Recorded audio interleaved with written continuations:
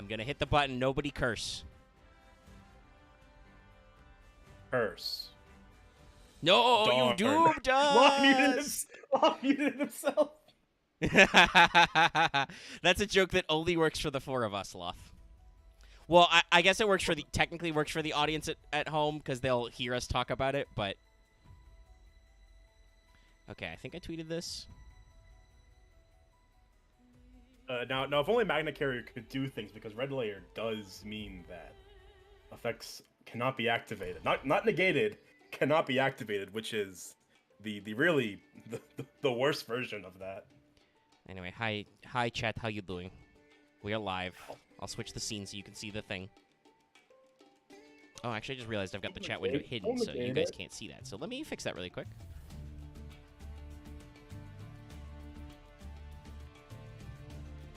The chat overlay is currently dark.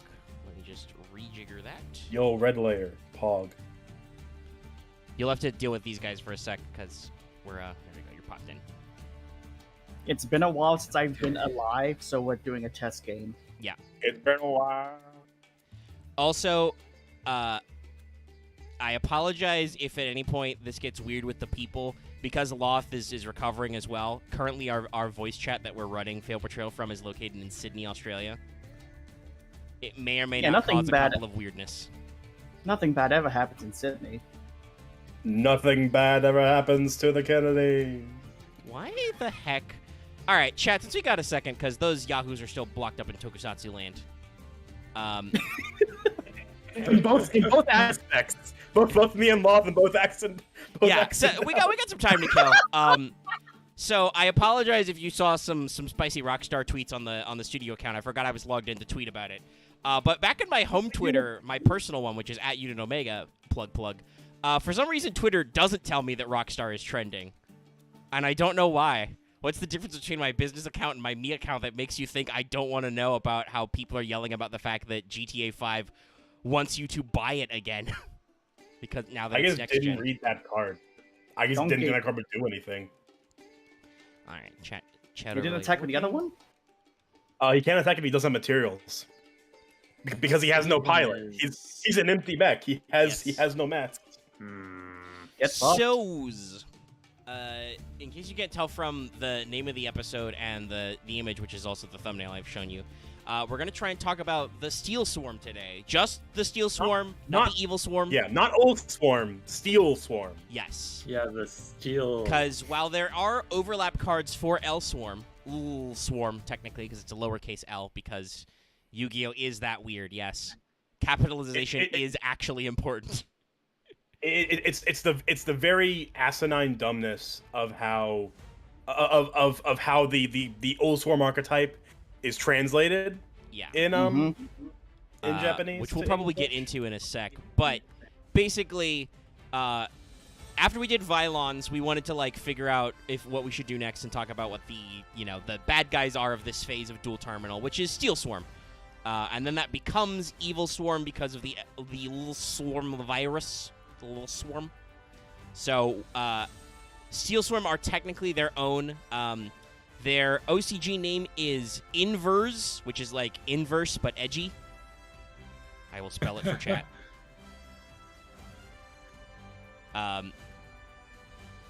So, yeah, they have some interesting aspects, and technically L Swarm, which is just Verse, is the over archetype. And then what is Evil Swarm? Evil! No. God damn you, fucking Yuki Wiki. I can say fucking. Hey, what's me that sweat first? Yay! That's. I mean, it's okay. It's been exactly 4 minutes and 20 seconds when I said the fuck. But also, Loth, you definitely did say fuck before Mega did and didn't realize it. What? Well, definitely said fuck. God damn it's all okay. But seriously, I muted myself for a reason. I mean, it was good enough that it bypassed YouTube's nanny mode. But can I is there? No, Evil Swarm redirects to L Swarm. What the fuck? Is there no card that references Evil Swarm specifically? Then what the heck are they called? Oh, okay. Actually, wait. So it is just Wow. Okay, you were not relying. The TCG really did a weird one on that one. So apparently, like for instance, Evil Swarm Capella is just Ver's Capella in Japanese. Yeah. So it should be L Swarm Capella, but I guess that wasn't good enough. Yeah. The reason that it's called L Swarm is because the archetype is just called Verse, and Inverse is the variation on it. But because they realized that Ul Swarm makes no sense. They went for Steel Swarm. You don't say. Evil Swarm. They just added some weird stuff. But yeah, so we're gonna talk about Steel Swarm. We're gonna leave off Evil Swarm because, much like other future archetypes that are also gatekept behind that, such as Necros, Evil Swarms are just all the other guys again.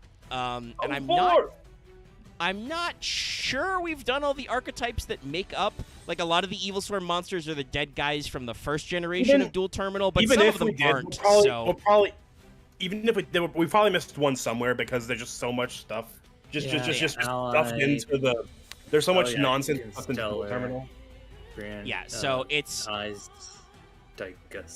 Gusto, Gemini. You're reading this list out loud, Marth? Sorry. But yeah, so it's safer for us to leave Evil Swarm until technically L Swarm, I guess. Again, wow, that's really confusing.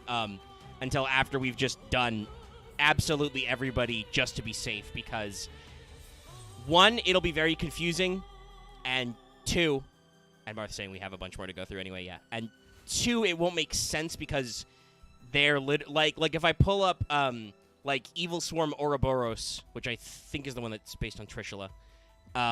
If we hadn't done Trishula already, that wouldn't make sense, right? So we can't be like, and this is this guy that we never talked about, and you don't know what he does, you don't know what he is in the lore, you've never seen his art before. It just doesn't work as like this thing we do. That's just rude. That's just rude, Loth. Yeah, I am rude. I'm gonna spin him. I'm gonna spin that little shit. Only like 3 more things we need to get through for Evil Swarm.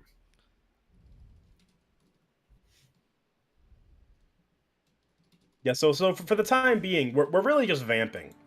We're just vamping. You're listening to part of a duel that's happening essentially. I mean, I feel like I don't know if it will because we're having a long vamp sesh here as I yell at Dallas and axe that the sands of time grow numerous. But my hypothetical, because there are only I counted it up before. I think it's sub 20. It's like 18 or 19 Steel Swarms, including their legacy support, which I bet you didn't think they had, but they do. We'll get into that one later. That's the special surprise at the end. But my backup plan, because it will be relevant, because as you can see from this test image here, which is from, is it Infestation Tactics? Infestation Strategy? Let me find it. It's Infestation Tool. Okay. All right. Yeah, it's Infestation Tool. That's another thing, by the way. The Evil Swarm guys, the L Swarm guys, have Infestation as a spell trap archetype that supports them. Yeah. Which is confusing. No, I'll have to let Axe and Dallas know that they've been threatened with the Shadow Realm. They say they're watching a season finale, so I don't know how long that'll take. So I guess we just have to speed this boy. Oh damn it! They don't. I typed it in. They don't have a GIF of the what was it? Jimmy's father going, "You're going to the Shadow Realm, Jimbo." It's like you're going to the Shadow Realm, Jimbo. That's a terrible shame. But what our backup is if we just blow through all these Steel Swarms, which is possible. I don't know mechanically if there's a lot to talk about. We'll get into it later, but Steel Swarm kind of have almost like a Monarchs at Home type effect. Their big boys get effects when they are tribute summoned using Steel Swarm monsters. So I don't know how long this will be, but if we do get through them very rapidly, our backup is Super Quant, which Rada featured very recently in a archetype. Wow, I'm just making up new shows, new knockoff shows I can do later. The archetype archetype. Yes. But also, you can't see it because I'm not, to ensure that my stream and stuff doesn't explode, I'm not currently in EDO Pro. But Vesper is currently playing a Super Quant deck because that's about the time that they came out. We're in Prague. And also, as you can hear from Cloth being here, the current set that we're at in Wing Raiders is the time this deck comes out. Yes. So that's our backup plan. I'm gonna scrub this image away and let's just. By the way, chat, you are accompanied currently by the Steel Swarm crest. It is not symmetrical because part of the crest is black completely, so that horn got cut off when I transposed the transparency because it was just black also. So that's just a funny MS Paint edit note. Yes, this stream is run to you through the power of MS Paint. I know, it's weird. Anyway, just listen to the Master Duel music. Let's pull it up. Right. You should be able to scarecrow this, right? I'm not going to. When the crow is scared. The really funny thing about Super Quantums is that they kind of have it. They have kind of an infinitely recurring they have a pseudo infinitely recurring like resource engine with how Blue Layer functions. Yeah. Speaking of Blue Layer, he's happening. Axe made a pun in our private chat. Well, he's paying attention at least. Guess you drew Guess you drew his one of again Right, so after you shuffled it back in. Let's just put this guy on screen and just not acknowledge he's there. Other than the fact to say that the reason why I thought Super Quant would be a good dovetail here is because, as you can see from the image we used and from this guy, Steel Swarm have a real, like, Tokusatsu villain faction vibe. Like, they are absolutely like the bad guys of a season of a Kamen Rider or a Super Sentai or a whatever. The type of guy to be voiced, the kind of villains who be voiced by Kuwabara. Because I believe that was the same voice actor who did one of the guys in Power Rangers. You are correct if you're thinking of I think the guy's name is Goldar. Goldar. Not Goldar. There's another dude. There's the dude who's with Goldar, who I was not a big Power Rangers kid, so. Yeah. When the Dar is gold. I'm pretty sure this guy is voiced by Kuwabara. I'm pretty sure he's in the Power Rangers fighting game. Kerrigan, Mahan, or Non. All these different I could see names. that. I don't care. Yeah. I remember him. He was weird.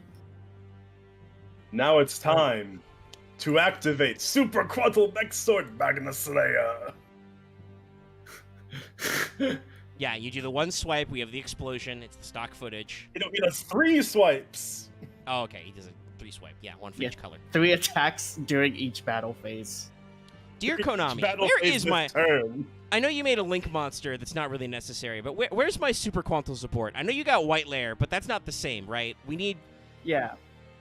Like, you've got other attributes, you know? What's happened is that the addition of White Layer and White Carrier means you can use the field spell to summon with Alphen if you really wanted to, because Alphen is the same attribute as the White Ranger. Yeah, but you know there's 6 attributes in Yu-Gi-Oh.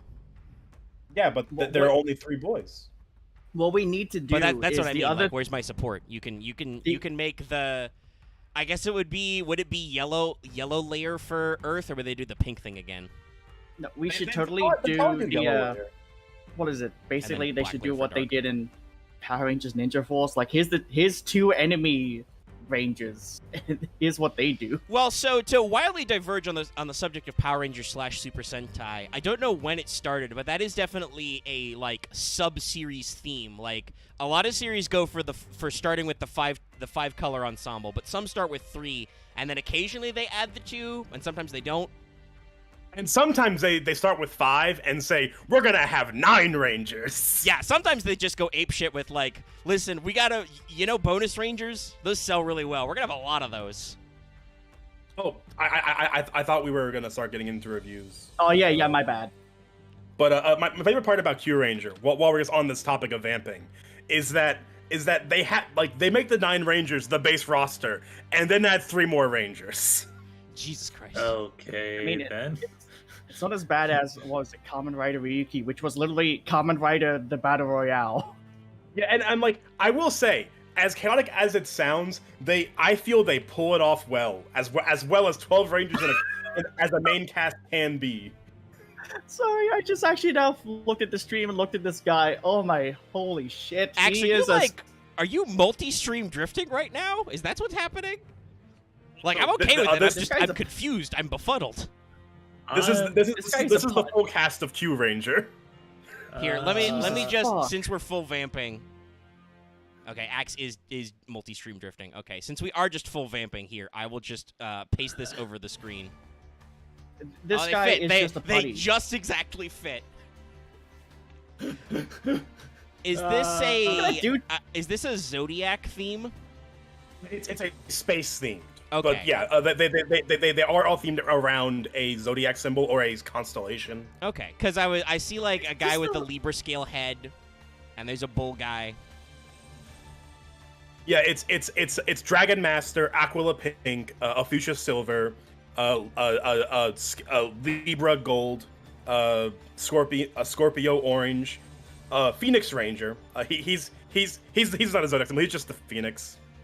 Leo Red, Okami Blue, Wolf Blue, Taurus Black, Chameleon Green, Dorado Yellow.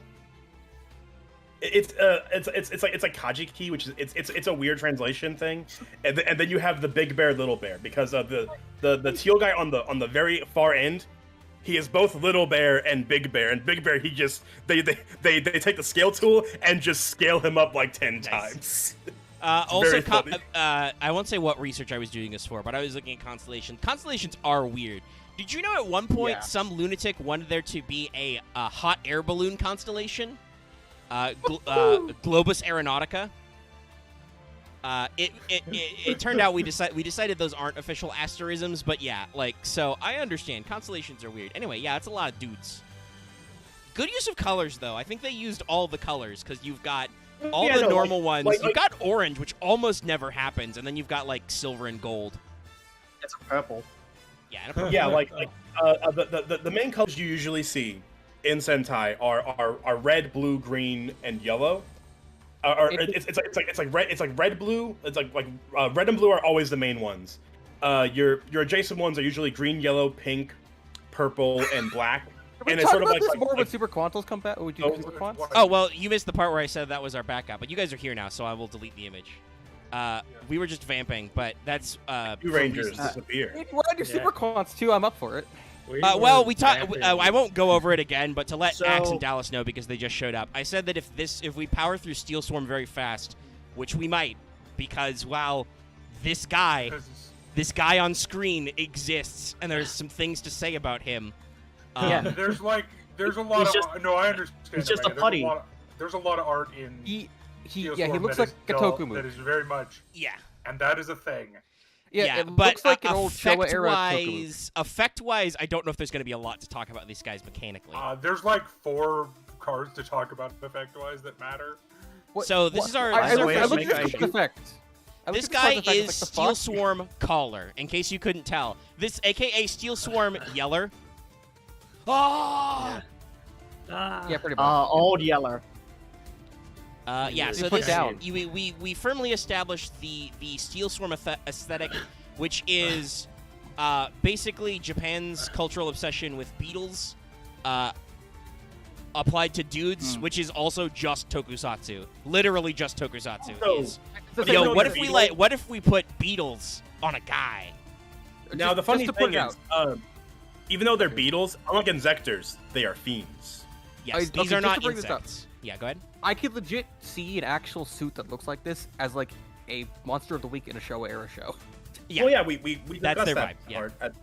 I don't know if we discussed that on stream or right before stream, but yeah, that's definitely. We've been streaming for like 20 minutes. I'm pretty sure that's come up. Yeah. Yeah. But yeah, sorry, I just want to say this. We didn't mention it earlier. Go ahead, Loth. God damn it. Omega, I do really appreciate your description because I looked down, saw it, and just started fucking laughing. The mouth is open, and he is allegedly screaming something. Yes, I also Loth caught the joke that's in the description. Yeah, he's just like, So what I was gonna say was to clarify, since we didn't mention it earlier, Steel Swarm lore and kind of general theming. All Steel Swarms are dark fiends, and almost all of them have 0 defense. It's a recurring element for them. And like basically, Goku. what we know about their lore is in the Wayback machine of Dual Terminal, the Steel Swarms and the Vylons fought for some reason because they existed, I guess. The Vylons put the Steel Swarm in a can, and they put the can in the bottom of an ocean or an ice barrier, perhaps, maybe, which is why Noelia found them. Anyway, they start to wake up, so the Vylons wake up, and they're like, what evil lurks in the hearts of men? Vylons know, but because Noelia is still an asshole, she jiggles their can, and eventually Steel Swarms come out. And then eventually, the evil swarm, the L Swarm virus comes out. But we'll get to that at a later date. I thought she became an asshole because the Steel Swarm hit her or something, but maybe I'm thinking wrong. Yes, but technically they're still trapped or sealed during that time. But because she is still an asshole, she keeps wiggling the can. It's like the corruption, right? It's like imagine the Steel Swarm are a jar of pickles, and Noelia is trying to get the pickle jar open. She got it a little bit open before, and she got blasted with that pickle stank. But the jar doesn't open up all the way until after some other stuff happens. Rip anyone that like pickles, I guess. I've noticed something very amusing about a naming theme that the Yu-Gi-Oh fandom page just pointed out. Yeah. About the evil swarm. What's up? In the OCG, at least, the 5 and 6 tribute monsters, the 1 tributes, their names start with M for Mega, and the 2 tribute monsters start with G for Giga.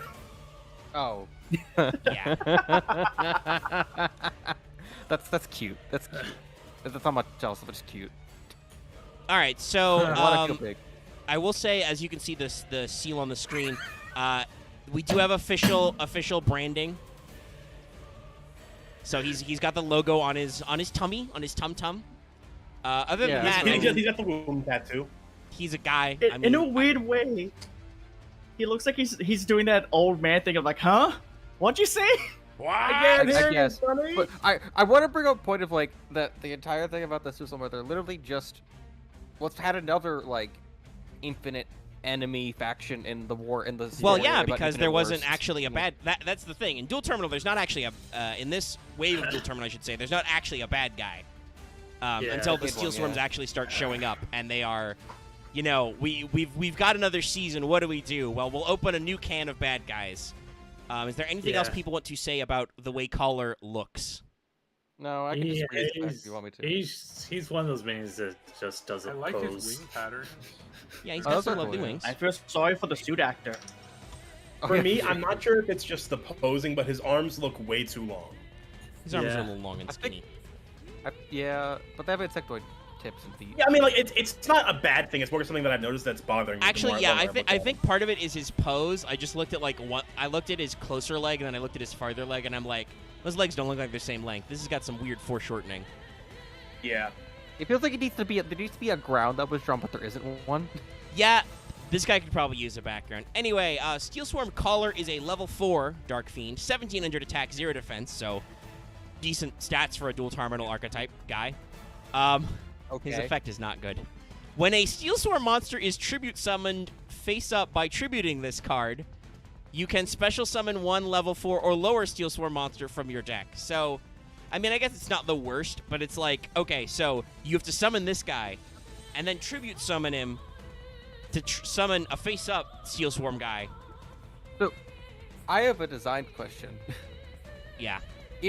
If they just made it be like, if this card uses material for a Steel Swarm or an L Swarm monster, would it have been actually... No, because that would not work for tribute summoning. Oh, or, okay, I more meant like, as just if you use material for like, okay, I guess it would work. Well, the material thing is, the phrasing is weird, but I love the implication that you would want to tribute set a monster with 0 defense. Yes, no, exactly, it's funny. Yeah.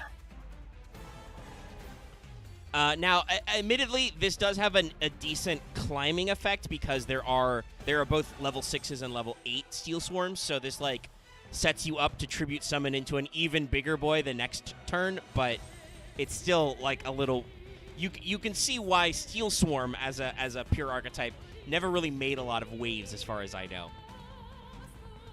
I Monarchs don't exist. think this guy is downright abysmal as far as playing a Steel Swarm deck that is allowed to do what it does, Yes. but it's definitely not great. Yeah. Like, Yeah. it exists, right? He does things. The He kind of- technically does what the archetype wants it to do, but... Kind of guy who pairs well with double summon. Yeah, I guess if you Yeah, double ouch. summoned...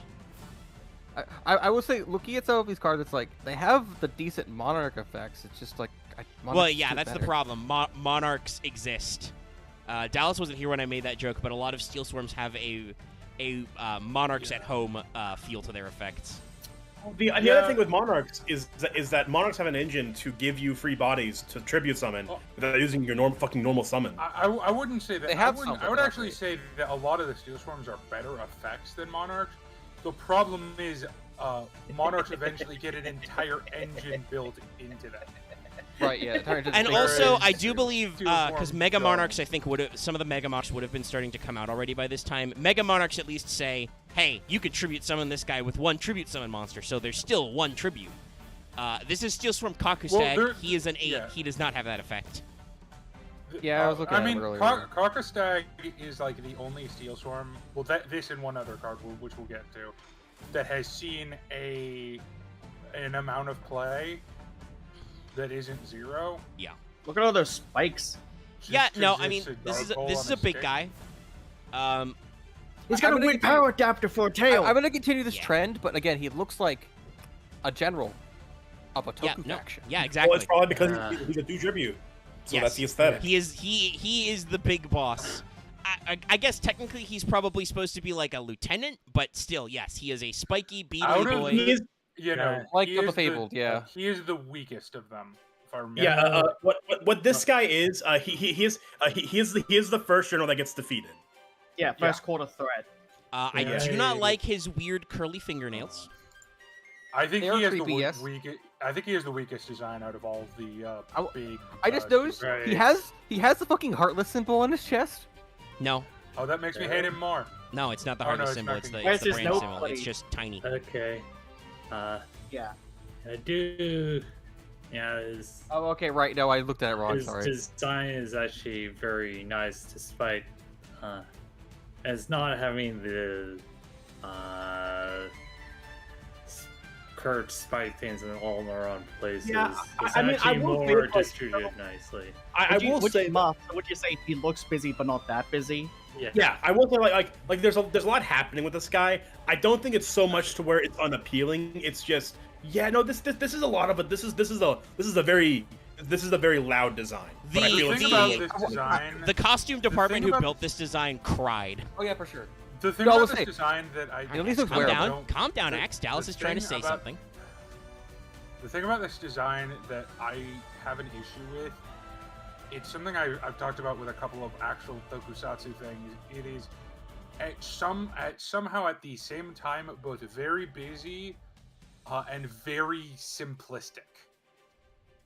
To the point of like it looks busy at first glance, but in actuality it's pretty sparse and it doesn't go into the theme enough for me of like I can't tell immediately this is a bug person.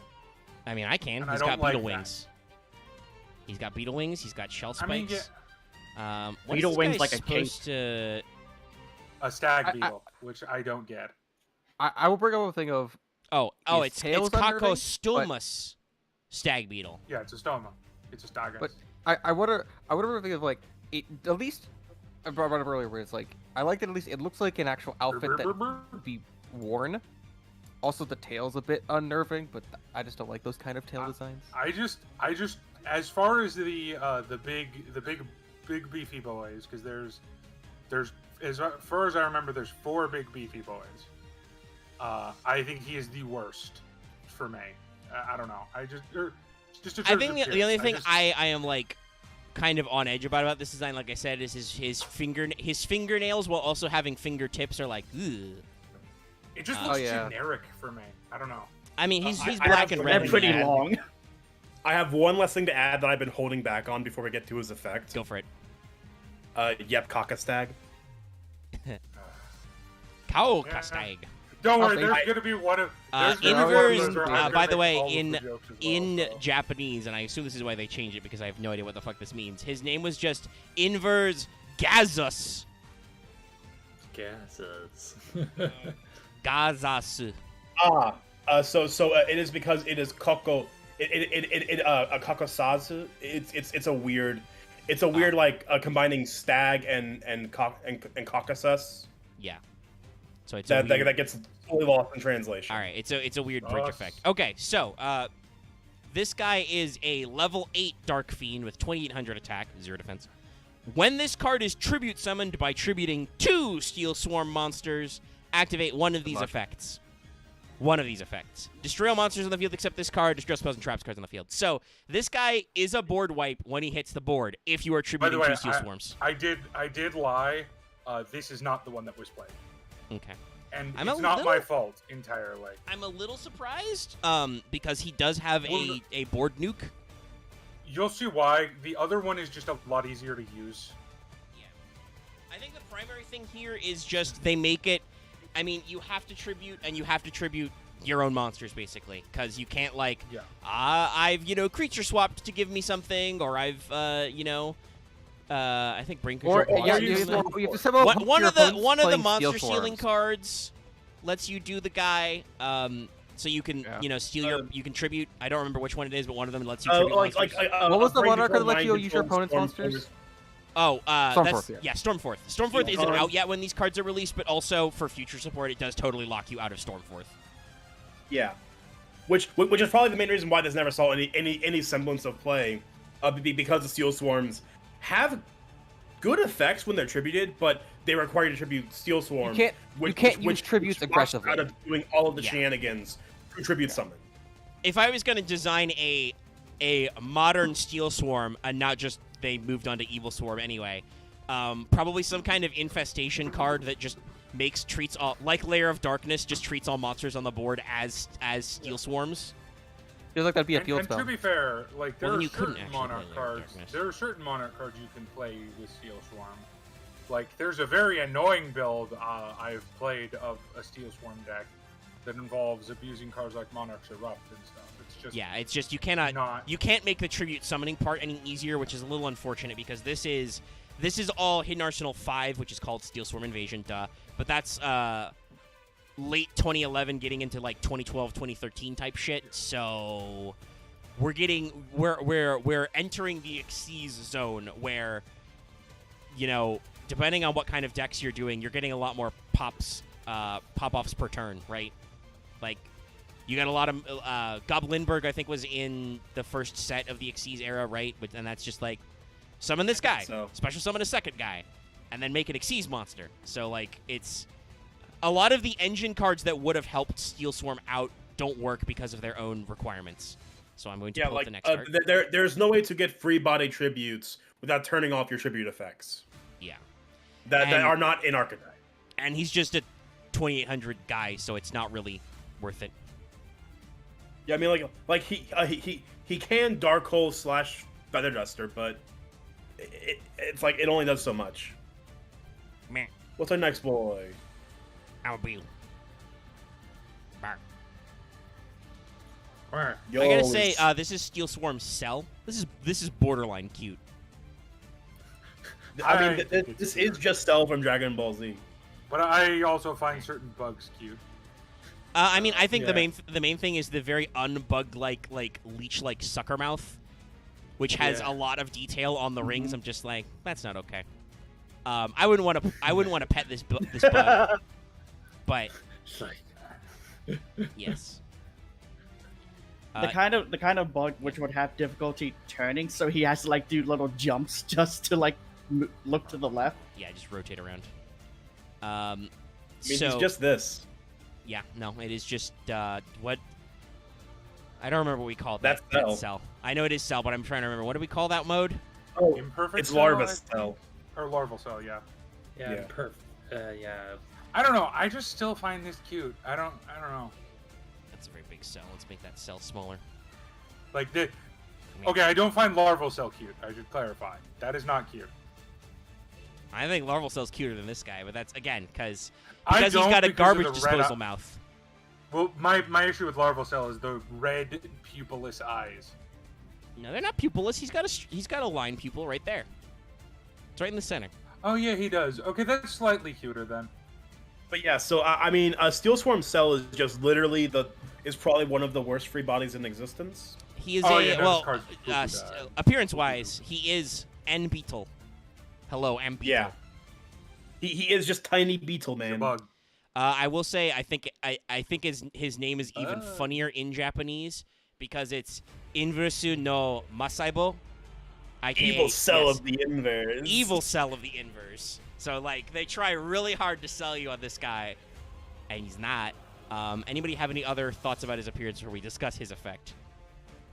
I like the I'm just incorporation trying of to- the Evil Swarm insignia as part on one of his little like shell wings, but Oh, yeah, no. That's really it. The Steel Swarm, they know about branding. They understand. Yeah, all I can say is that good job at making sure the subject was more bold than the background. All right, so... yeah, I mean, like, there's nothing I hate, but there's nothing I exactly like. Yeah, there's not a lot to talk about. It is a beetle. Yeah. Yeah. It's a It's beetle fine. who the bottom of his weird triple shell looks kind of like a hand grenade. I don't know why. Anyway, this is a level 1 Dark Fiend with 0/0. If you control no monsters, you can special summon this card from your hand. So it's got a Sidra effect. Well, not quite. You need to control a monster. Oh, but, you know, it's that. It's setting a better side effect because you just no monsters on your field. You don't have to go second. It's more like what is it? Galaxy. Red Layer. Yeah, or Red Layer. Or Photon Thrasher, yeah, Photon Red Thrasher. Layer, like Yeah. all those cards you Yeah. just have Uh, open board state. I become.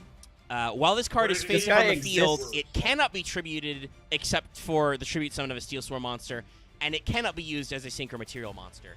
Now, here's the main problem. While there are 6s we haven't got to, obviously you still probably want to get to your biggest boys, your 8s. This guy doesn't help with that still. He still Well, doesn't help the with other that thing level. is too, if you haven't realized, Steel Swarm are an anti-synchro archetype, and we will get to that. I think it's exactly one other card that has that gimmick in as part of its like effect. But yes, this guy is straight up like, hey, we don't synchro here. We don't do that. We don't do that. Yeah. What would make this card better and maybe slightly broken is that for Steel Swarm, it can only be attributed for those, but it counts as 2. That would make their engine a lot easier. But Yeah. that would probably be the speed they probably make need. him. They'll probably make him They'll probably make him at least a 1-of in the deck. Yeah, but like that would give them the speed they require to do stuff. Like, because that could mean you could just, oh, I don't have any monsters. Okay, well, guess what? I'm just gonna special Well, that would've- sell, and then I'm gonna blow up your board. Like that gives Would that you have a been too legit fast for turn the one era? Or would that just make it like actually too meta? I don't think that would have made it too fast for the era. I think the question was just that Konami didn't want to give you free board wipes, but it turns out that you can already make Black Rose Dragon and like other stuff. It just, yeah. Anyway, I don't think there's much else to talk about his effect. I mean, it's no, fine. I'm bringing up. But at the very least, he's at the very least because of power creep, he can be a link material for free. All right, kids, it's time for Steel Swarm Gatekeeper. That's right. He's here to keep you out of his fandom. I also What's do that? want to You say, didn't and maybe watch a the spoiler, original 1981 Steel Swarm? Fake fan. I do want to say though, it may be a God, I spoiler, already but hate this card. Like, it's like you speak every Steel time. Swarm have a fucking link monster, guys. Yeah, no, they do. Only technically. But still, he counts. He has Steel Swarm in his I name. mean, he has Steel Swarm in the name, but it is an Ill Swarm. I mean, yes. I think part of the reason why there's no proper legacy support for Steel Swarm is that literally they just made L Swarm and were like, hey, what if this was better? So yeah, this is Steel This Swarm. guy is Gatekeeper. literally just like, Good this luck. guy's just having a time of it. Yeah. What's that? You were born after the year 2000? Get out of my fandom. Cringe. Cringe. Feels like this Also, one. I do want to say, in Japanese, he is gatekeeper of the inverse. Yes. What's that? You like the newest and/or don't like the newest edition of this fandom? You must leave. Yeah, this guy Sometimes feels both at like, the same time. feels like it took Yeah, I mean, I'm making the armor, jokes because of his name, but also, I mean, I don't think there's a real lot to say about him. He's okay. He's a little, looks you know, like an samurai beetle armadillo. man. Yeah, no, I do like the quadruped design for this Yes. guy, even though it doesn't really work. Yes. It's nothing with anyone else. Yeah. Well, and with his, He the also way he's has got a- like opposable thumbs, he could sit back on those two legs. With, he with This the, also with has the the way enormous he- ass for a steel swarm. with the helmet thing he's got going on, it almost looks like he's wearing like a Team Rocket beret, which is funny. Yeah, I like. I the more helmet image design. like I could image the guy like in a sumo position. This is, like, a Yeah, sumo he's also pose. got the build for that. That would make sense. Also, spoilers for his effect in a second if we don't immediately jump into that. But this guy actually has a defense stat. He actually blocks. But yeah, is there anything else we want to talk about this design? Not really. Yeah, I mean, okay. He's got all the hallmarks. He's got the brand. He's got the eyes. He looks like a guy. All right, this is a level 4 Dark Fiend with 1,500 attack and 1,900 defense. Enormous ass. Yes. If a Steel Swarm monster is tribute summoned face up, once again, implying you will tribute set, while this card is on the field, you can normal summon or set one monster in addition to your normal summon or set that turn. So, I do just want- yeah, So that's I a think weird the one. combo is you special sell, normal this, tribute sell, keep going. I do want to say one more thing about the way that effect condition is. That effect condition is wholly pointless because of the fact that GameState could not verify if you tribute set a Steel Swarm monster. Nope. Yeah. So the entire face up section of that condition is superfluous and is not needed. Yeah. Yep. It's a weird one, but yeah, I assume part of that is just these guys being pre-PCST. Yeah, that's why. Oh. But it's like if they were ever reprinted, they can literally just cut those two words out of the effect because they have no I'll say they have this, but yeah. no effect on how. I'll say this. In every even, because I've played Steel Swarm before, I've built the deck. It's not great. I have never seen this card used in any version of the deck.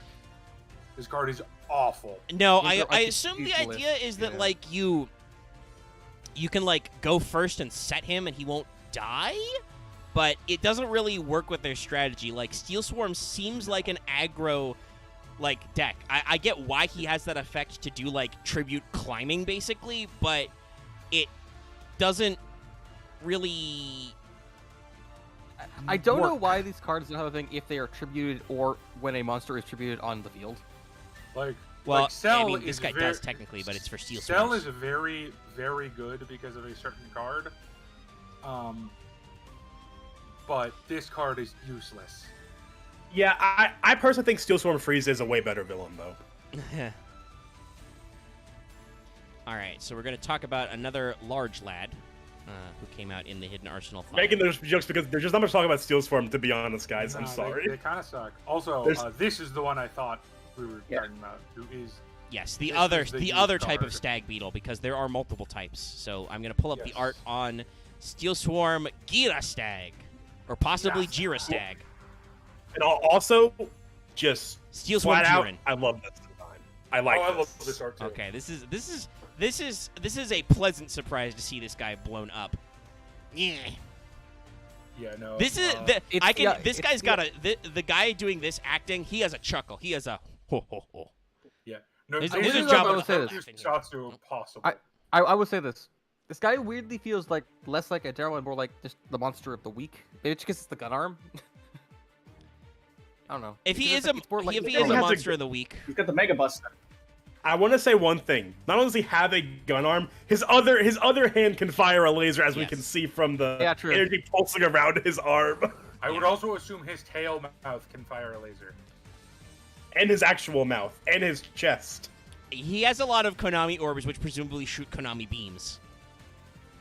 But for like, it makes me because it's pre-Konami Orb era when everything had it. I like it. Yeah. It looks nice. The orange and black and red work together well. Yes. He's definitely not my favorite of the Steel Swarm generals. I'm just gonna call them that. Yeah, that's They're fair. not officially called that. I'm just gonna call them that because it's. We can call them easier to generals and say. lieutenants, whatever we want. I mean, It's what they are have because they are have the huge G woods. theme anyway, which Respect brought up earlier. They Yeah. have the G theme. It's easy. It's easier than saying all the Steel Swarm tribute monsters that are important, except for 2 very specific ones. Yeah. The general types. But yeah, the We big can call the lads, M1s the masters, I guess. We'll figure it out later. No, they're the bad. I don't know what. They suck. Anyway, Suck boys. Anyway. what were you saying about But these guys? no, though? Hey. this is the card that was splashed in other decks. Because of its So effects. fun fact about this guy. So in Japanese, he is inverse giraffa because he's based on a giraffe stag beetle. If that gives you any more chuckles. I can also kind of see what Axe is talking about. Like, I get the vibes of like this is the guy who shows up in like the half season as like the specialty Luke, and he like jobs the entire team for the episode until they like learn the true meaning of teamwork or some shit. And then he just He's the guy who is the big badass until the Sixer just shows up and just one shots him, and you're like, Yeah. what? because Oh, this yeah, guy no, is he- technically smaller benchmark than Cockastag. Yeah. Just talk Like, this about guy's- this.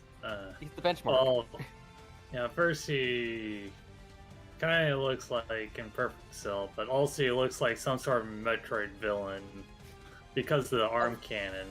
Oh, he's truly a Metroid boss. Yeah. So this I is think a level 7 Dark Fiend with 2600 attack. You can tribute summon this card in face-up attack position by tributing one Steel Swarm monster. There we go. Finally, an effect that's good.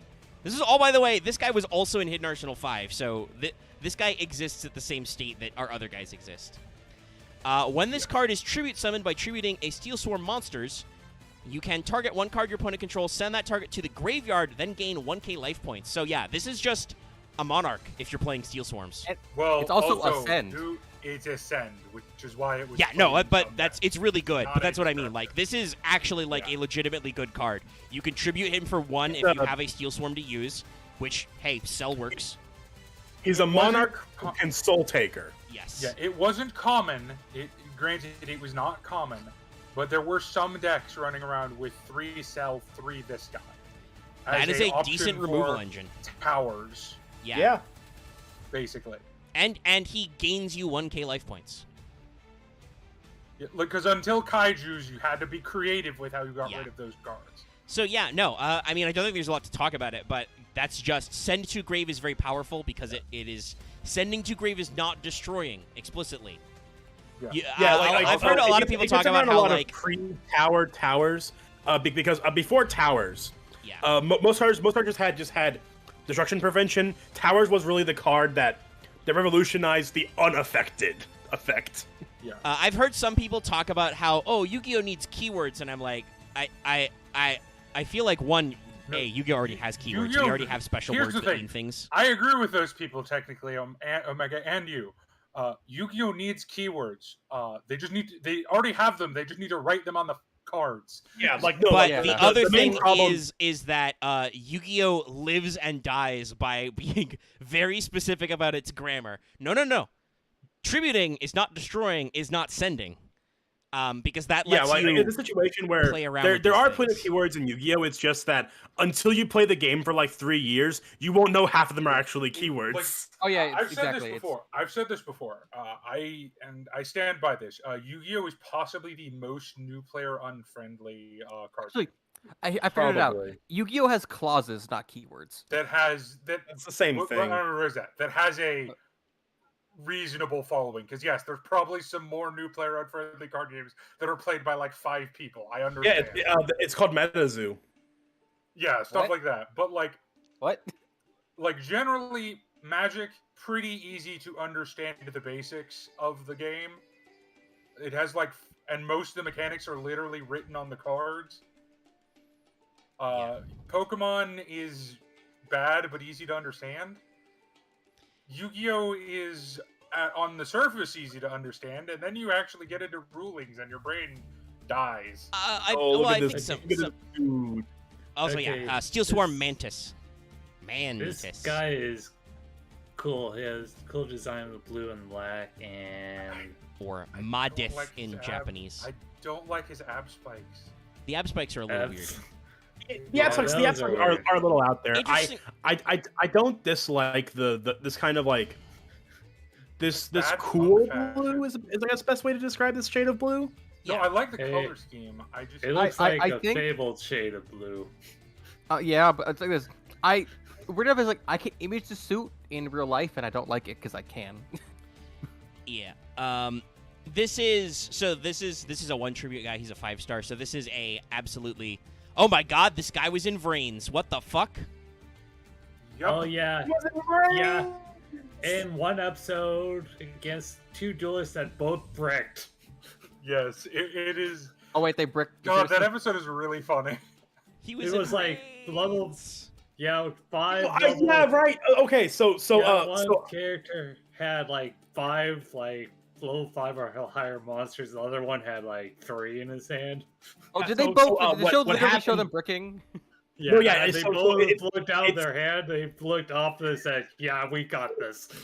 Oh yeah, it's probably the best episode of Vrains, like early Vrains, where it is a full gag episode where there's a character who's been in the background for a long while who is just Great who is Max. just Playmaker's like buddy at school. He's like, I'm the best duelist ever. He Oh. sucks. He's terrible. He Self-proclaimed like goes buddy. into Vrains, duels one of the villain mooks, and they're like, and they both just have the worst hand ever. They Yeah, suck. it is the sound of. It's like Omega and Loth dueling. Bonk, bonk, it's just bonk. 2 people just go.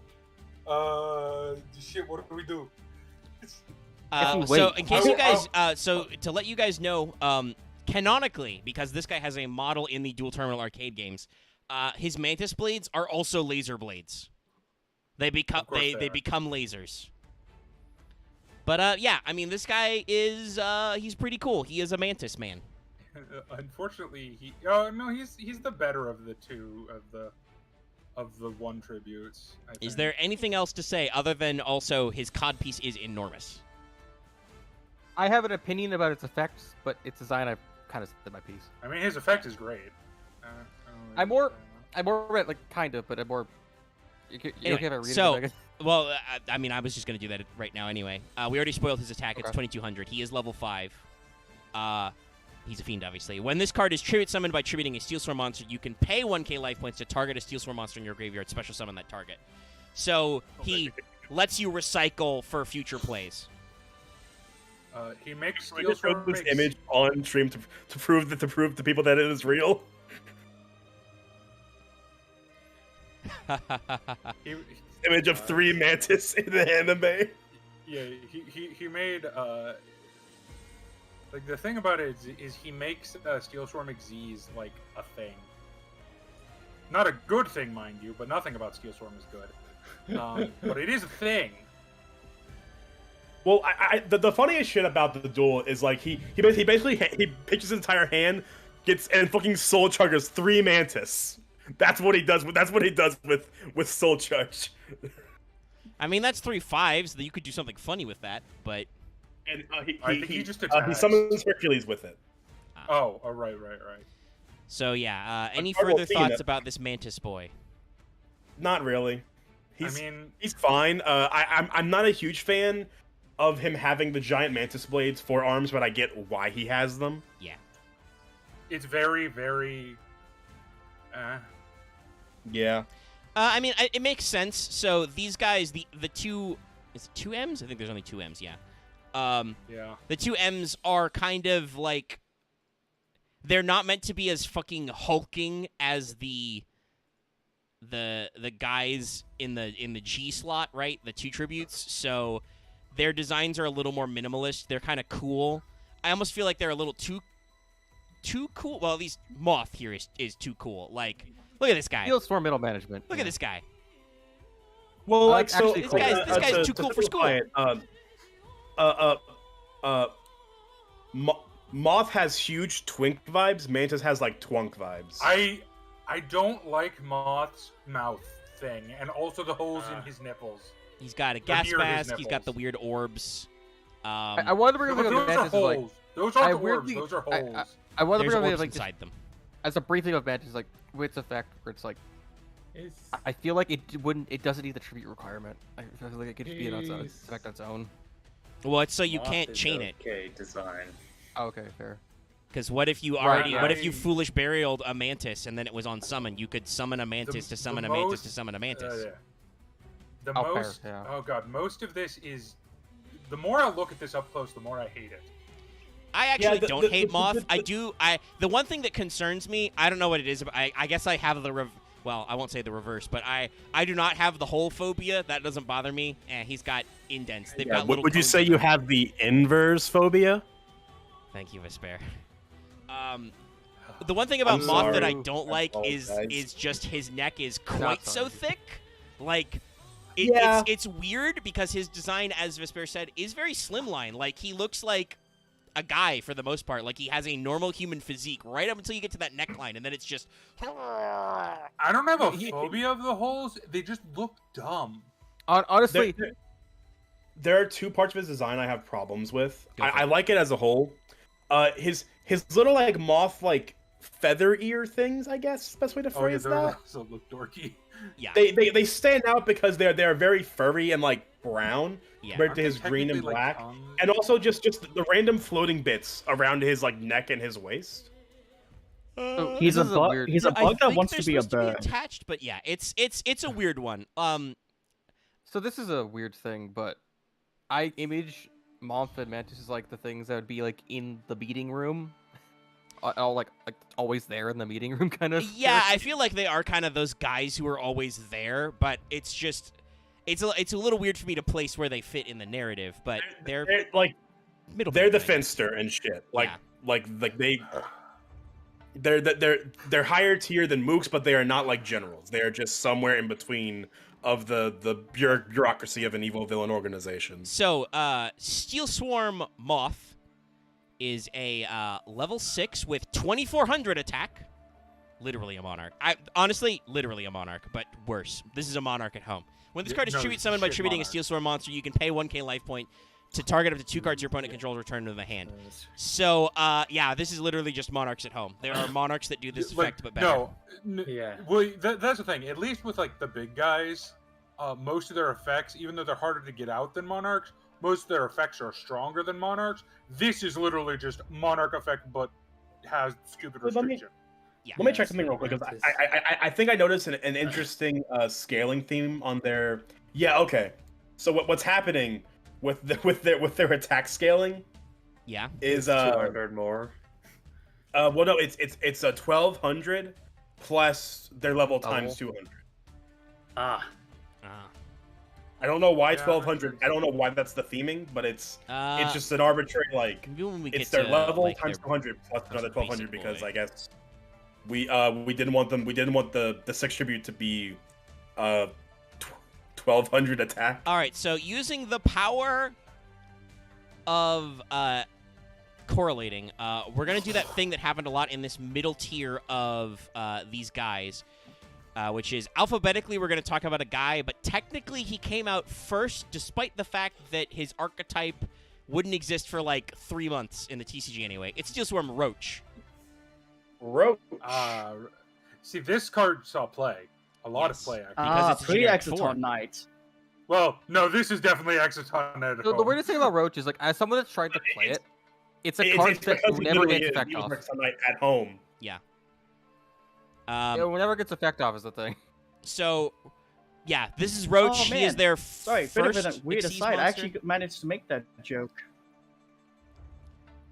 I'm looking at his design. He's got some spikes. Hold on. He's kind of gold. I'll type it in because I seem to be cutting out. No, we heard you. I just made what joke? I don't know the context. 4 people said things. I no longer. The conversation moves too fast. If you don't say what you said, I don't know what you said. That's okay. I'll type it. Roach. But yeah, Steel Swarm Roach. Nice. He looks kind of like a roach. He is not a C. How dare you? I don't know why he's a knight, but he definitely has those vibes of like he is the guy who is like second in command until he fucks up too many times because he treats the Super Sentai team with honor or something, and then the boss like kills him for being a schmuck. Oh yeah, just looking at the lore, this was born from a piece of corrupted Violon. Explains why he's gold. It makes sense with the gold. So it just stole the gold. I think this is my favorite design of the Steel Swarm non-Biggins. It's a bug knight. Yeah, no. This guy looks really cool. Mhm. Like just actually really cool. Like he's I don't drawing like his sword to fight design. you. He's not as quite as good design-wise to me as Exciton Knight, but that's also hard to match. Well, also, thought it was I, pretty feel, cool. I don't know if it's against his design, but there is something I find a little off-putting about the gaps in his Bugman mask, and then there's just his one angry Sharingan eye in there, I see. and I'm just like, I think it's just the angle. hmm. It's just the angle, but yet it's also the suit. Well, yeah, he Again, has. they all He look has. like actual I mean, suits, I'm yeah. pretty sure he has 2 eyes because I think I can see the outline of the other gap. Though I think his helmet may be asymmetrical or the angle is weird. It's just The way angle, that the I think. one eye It does look like that there is it's- something on the other side of the helmet. It's just very hard to make Yeah. out. Once from the again, the angle and his, perspective on like, this artist off- is a little weird. No, I guess with I'll the try. one eye you can see, it looks like he's surprised, as if like the way he's trying to sheath the sword, he's accidentally just slicing his hand. He's like, "Oh fuck!" I thought he was drawing it, but yeah. Well, no, he's doing neither. He But he just like has this look of like, "I fucked up." this guy like Omega said, he has the vibe of the honorable general, like the one general who is just like, we shall fight like men, like manly men. And now, one more thing I will say about his aesthetics when he's we the talk jobber. about his design. I mean, he can be both.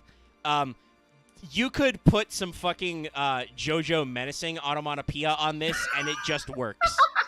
Like, Yeah. this guy has those vibes with that like aura. Yeah. So no. as Yeah, someone no, that I want to Flaming bring aura this, behind him just adds to this menacing quality of these effects. so the dumb thing with Roach is it's also the thing of kind of fits it of its effect is very much like I dare you, do it, do it, I dare I mean, you. yeah, basically. And So then this he- is a Well, and- rank 4 Xyz Dark Fiend, 1900 attack, 0 defense. So a little small for a rank 4, but you'll see why with the effect. This is And early with his Xyz. effect, he really is daring the opponent to try something. Yes, during either player's turn, when a level 5 or higher monster would be special summoned, so this is, solemn tier here, when you would summon that guy, detach one material from this card, negate the special summon, and if you do, destroy it. And it's just any 2/4s. Which works with Steel Swarm, kind of. It works with Steel Swarm, but it's definitely played in everything that isn't Steel Swarm. Yes, because he He is is generic. generically good. And again, this guy came The out in problem is I've Generation never Force like 3 months before the rest of the Steel Swarms.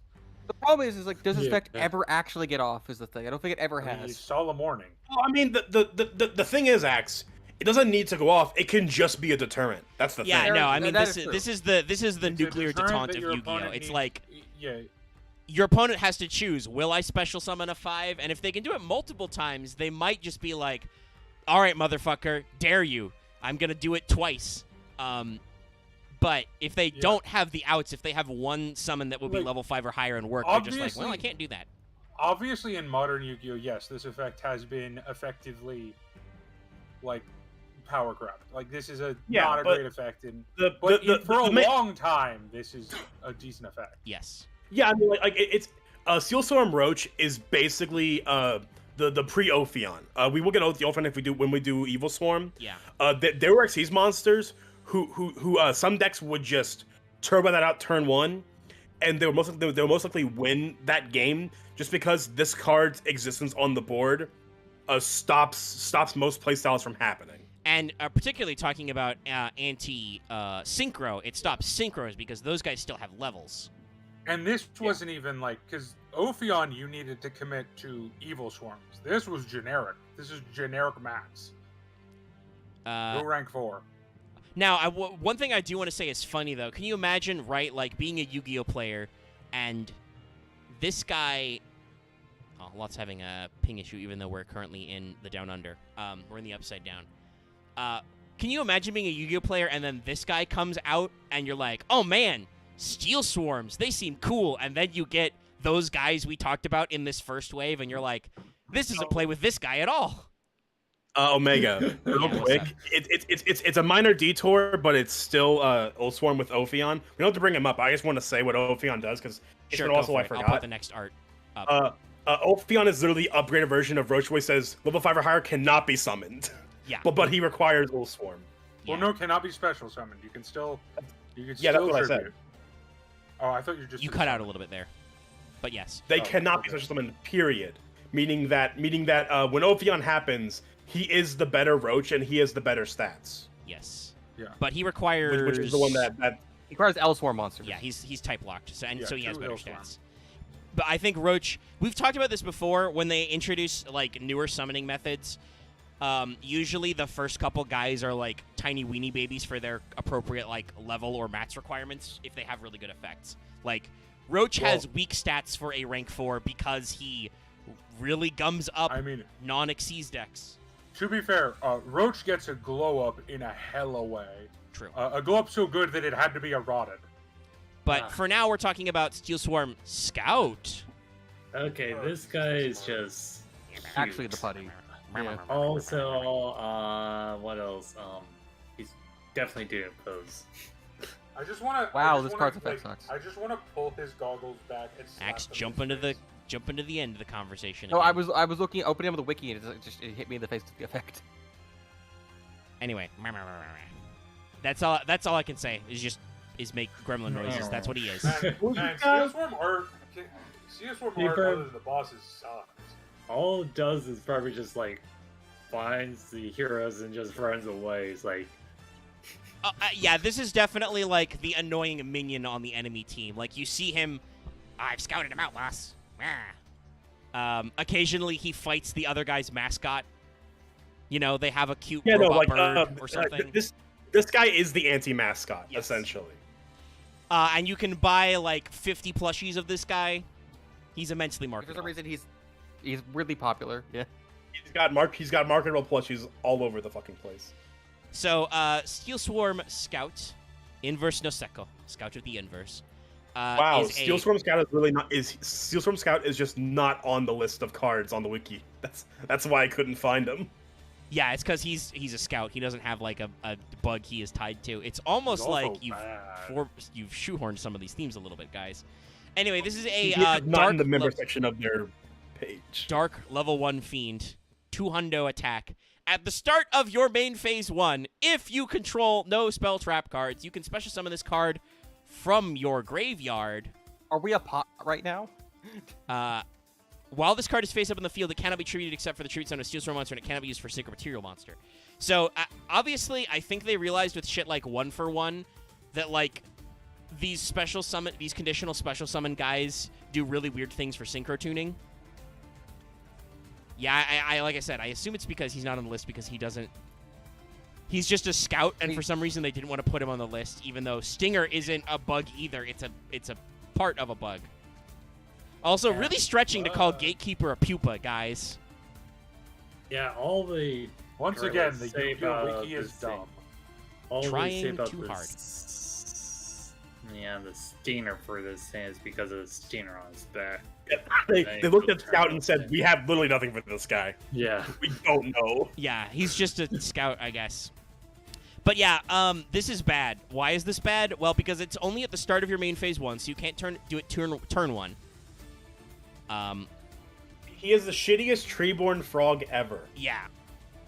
Like, he is in fact treeborn, but he procs and stand in main phase 1, so it's just like bad. And it's at really the start bad. of main phase 1, You would just play Treeborn Frog instead.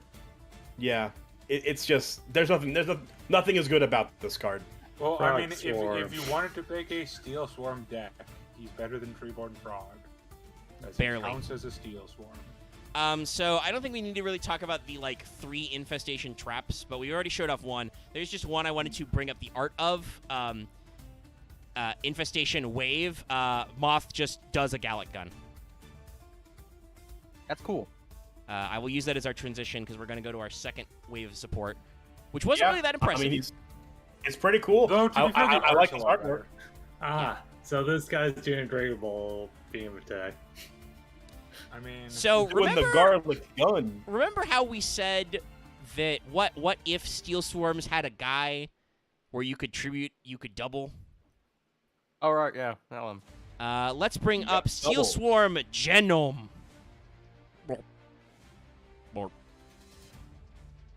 This is a Pokemon. This is a Regions version of this is a Pinecone. half-made Pokemon. Although, to This is be an evil fair, Pokemon. with the new Pokemon starters they announced, yeah, no, that's about a Pokemon design. Well, no, No, this is just Metapod. This is just Metapod. What's No, the? it's Pineco. Is it Pineco? Kakuna? It's Pineco and Fortress. Yeah, it is Pineco. This is a region-specific Pineco, which is like half ghost type.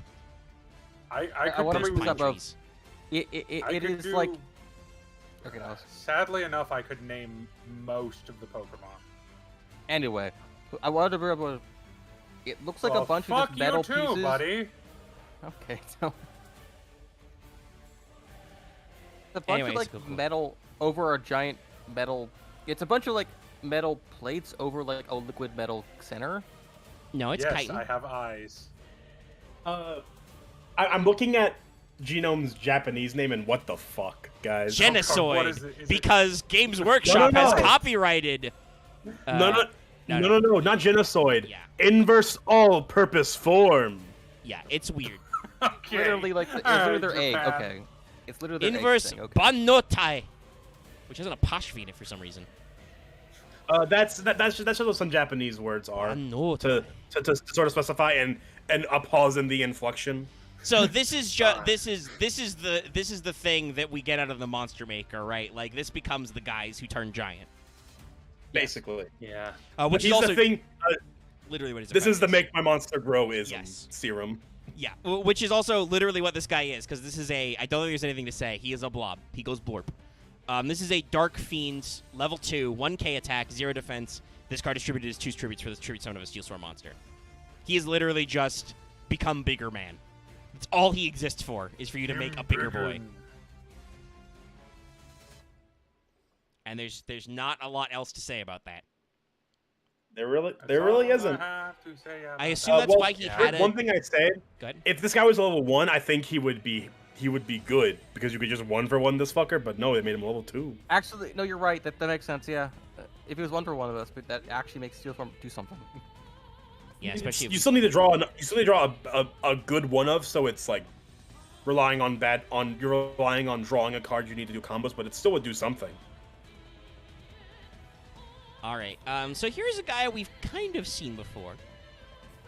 Because he gets plugged into some evil Gishki shit, but it's Steel Swarm Hercules.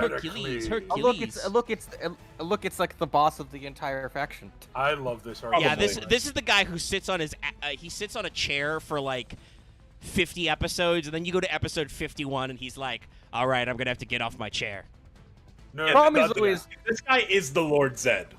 Yeah. the problem about that is also I think it's also the thing of he would also be the guy that carries over into the next season because of the Gishki.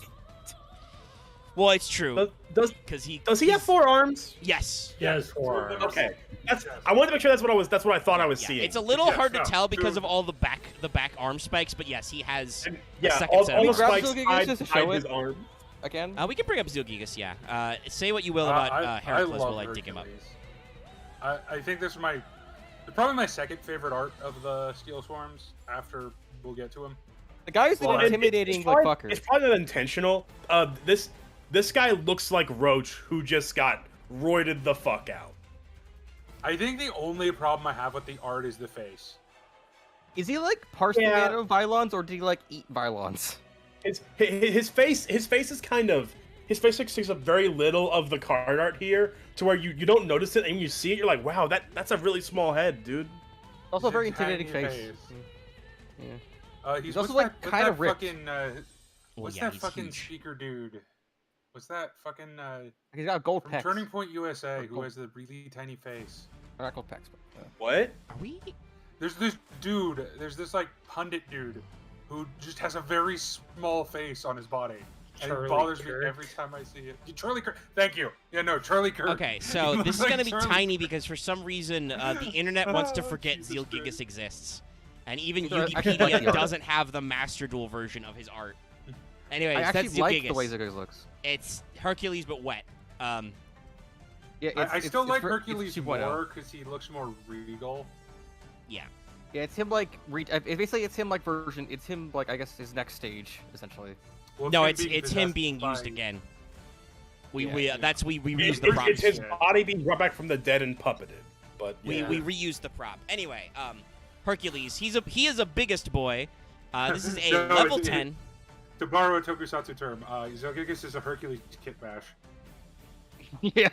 Also, obviously named after a Hercules beetle. You can tell by his, huge shoulder spikes. Which also or with those in, red in, tips. in the Yeah.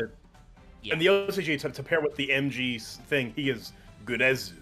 Yes, Glez. Honestly, Hercules I think Gudezu. flows a little better. I know that loses the Yeah. theme, but it sounds more intimidating. So this is a level 10, 3200 boy, as you can tell from Zoogigas. He's Cannot huge. be special summoned. Cannot. Also cannot be normal set. Once again, you're not going to do it, but also can't be.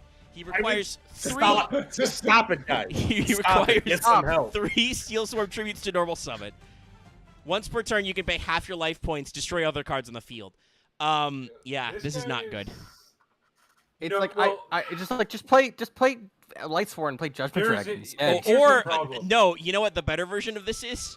Literally just play Demise OTK. Well, Yeah, there- Demise there's also a- works better too. There's a control version of Steel Swarm, but the problem Yeah, is he's not even the Demise. best general for control. I think the problem is that Steel Swarm do not have a control design. I mean, one of them does, but Nah, like, not See, really.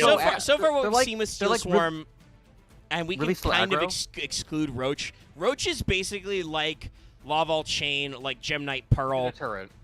Like he's part of the archetype, but because he's got generic mats, he's really not. He's just a rank 4 tech piece. Like Marrowgeist, Pearl, etc. His design name and aesthetic fit in to Steel Swarm, but he's not a Steel Swarm monster. Yeah, his effect doesn't really do anything for their game plan. He's okay to make, but it still doesn't really like do anything to advance their game state. His effect does make sense as an anti-synchro archetype because they're fighting all the synchro archetypes. Yeah, But it's like it doesn't. it does not Doesn't advance really your accomplish plays. Like a- if you were to make a like rank 4 Steel Swarm Xyz monster, it would be it would be like the Xyz monster that Drytron got, right? Like when you would tribute summon a Steel Swarm monster, instead of tribute summoning a Steel dead. Swarm guy, you can detach, right? Like that would be a fucking Steel Swarm Xyz effect. Yeah. It would be some bullshit around. It would be some weird bullshit around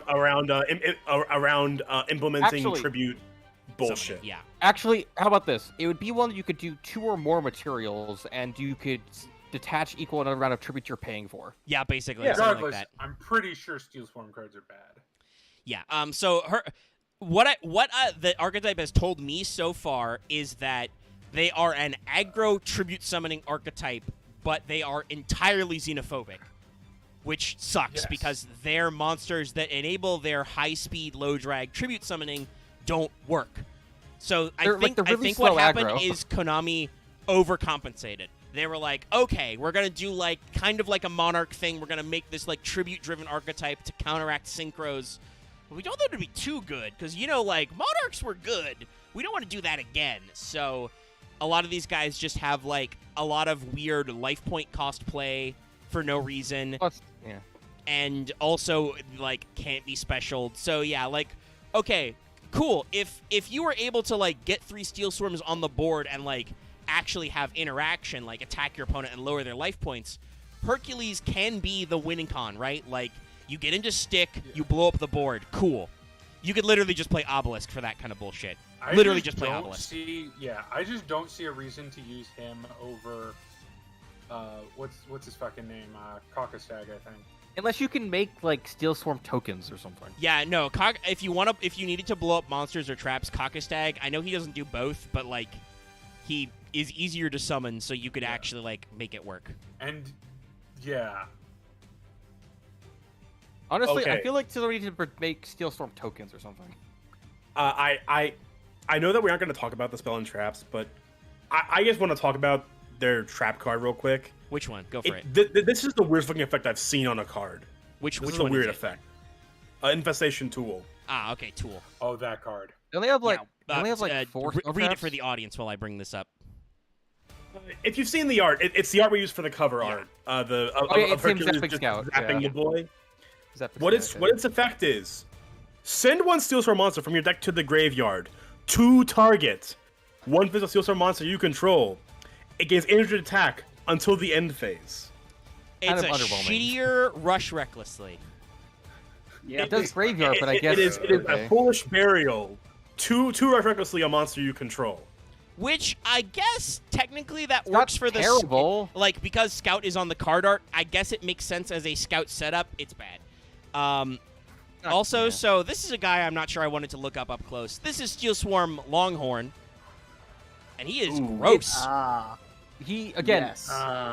He's like I weirdly image him as like the monster of the week that beats the team more than a few times. That's why he keeps staying on, even though no one likes him seeing on the show. So Longhorn is the level 9, so he is between Caucustag and Herc. So yeah, this makes sense. That this guy is like the. He is the arc boss. Okay. Yeah, this is the guy who either shows up to the season late after the team's been losing, and Hercules is like, I've needed to summon my most powerful general, and it's this guy, or he's just the guy who keeps sticking around. I say he looks gross. I don't mean that as a bad way. Like, this guy actually looks creepy and intimidating. In the best way. Like his He's fucking actually weird cool. And, like, horns and his spikes. I guess it's just a dual terminal through line where they like making monsters with the various color aesthetics. Yeah. Yeah, he's black and white. The white and black with blue accents. Yeah. Perfect. Yes. It's really good. Yeah. I love Oh that. wow. Right. Yeah. Right. He looks a lot like Right, the this long-haired beetle, guy- the longhorn beetle. Sorry, go ahead, Marth.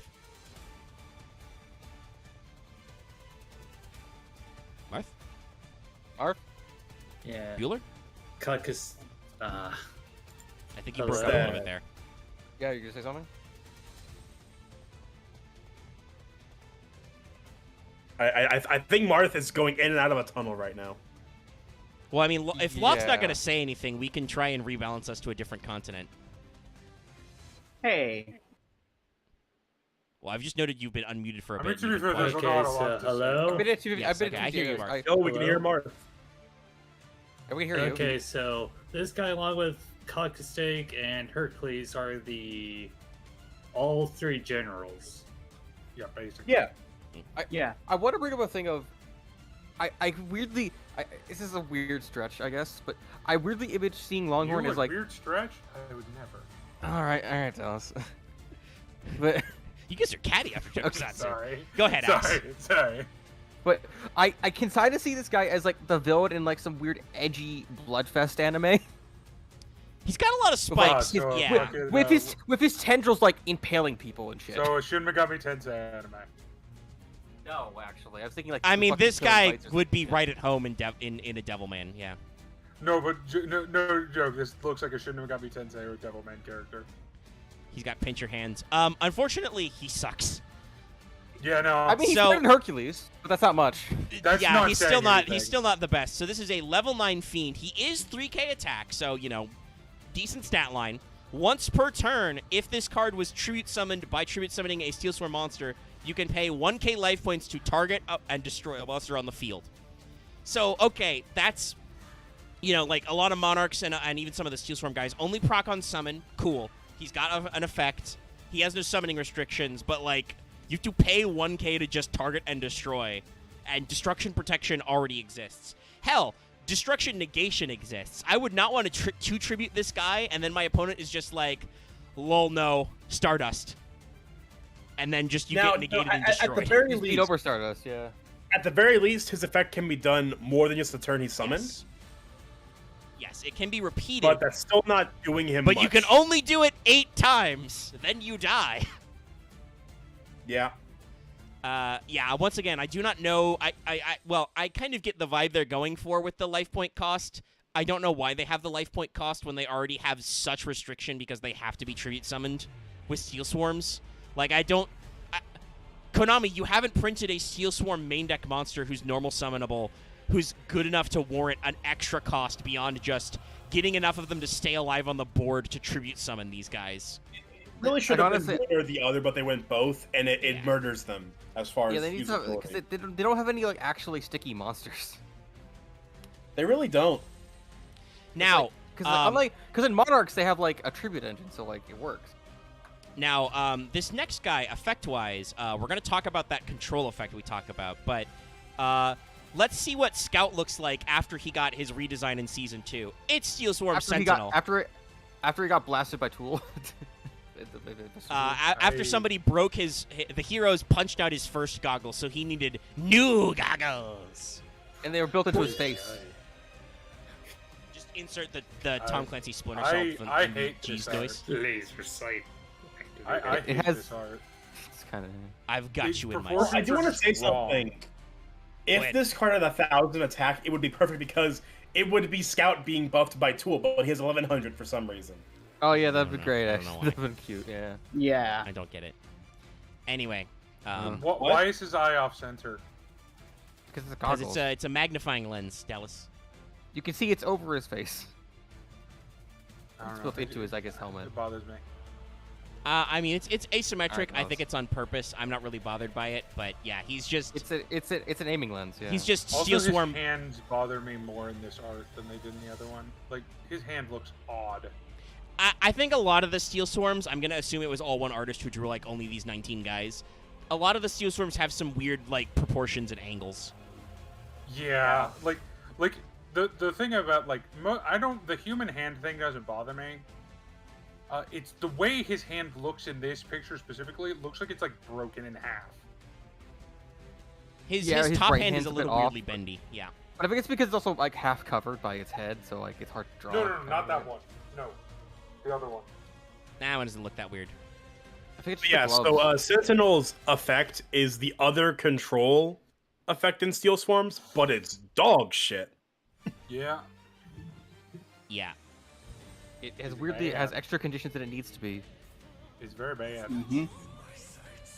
Hold on. That's quiet. We already discussed it. He has 1,100, so 900 more than Scout. Yeah. Was invisible attack position. Special summon level 5 or higher monsters on the field cannot activate their effects. This is literally just bad Ophion, right? Like, oh, you can't activate your effects continuously while I'm up the field in attack position.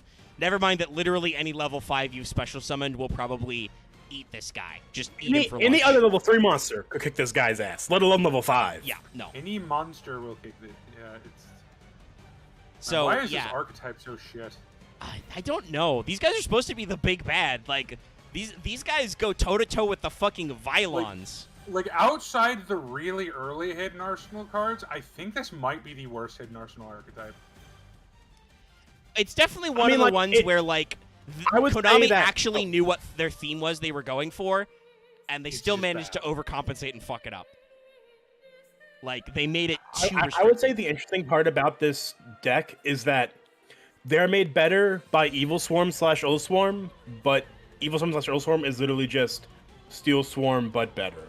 Yeah. Like, I just, like, to me, it is one of those things where I always look, like, you know me, I played some weird decks, and I've played every Hidden Arsenal archetype except for Gusto, but David played that, and it played pretty decently. Yes, Gusto Steel actually Swarm have, is like, the an engine in them. Steel But- Swarm is okay, when- one of the very few that I was just like, no, this is just bad. Like, I didn't even try. This was just bad.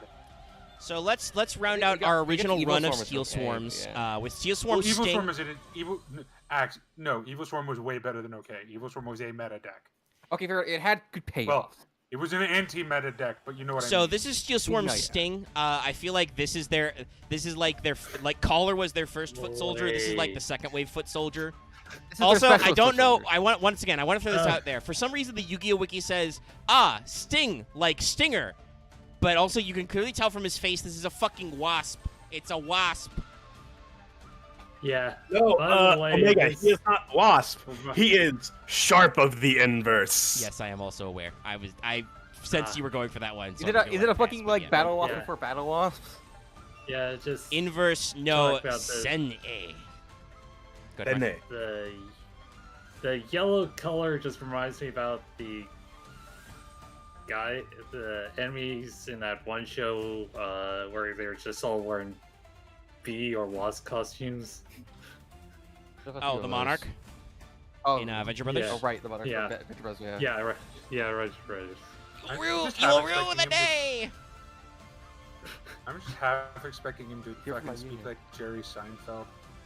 Do we have much to say about this You guy? like Because jazz? like, No, I mean he's a B. He's a B guy. There's not anything to say. Let's It's a talk about B. his. I- let's talk about his- I- Boss, Ryan. well, He's I big do have eyes. one thing to say is Okay. that proportion-wise, he looks like he's 3 feet tall. Yeah.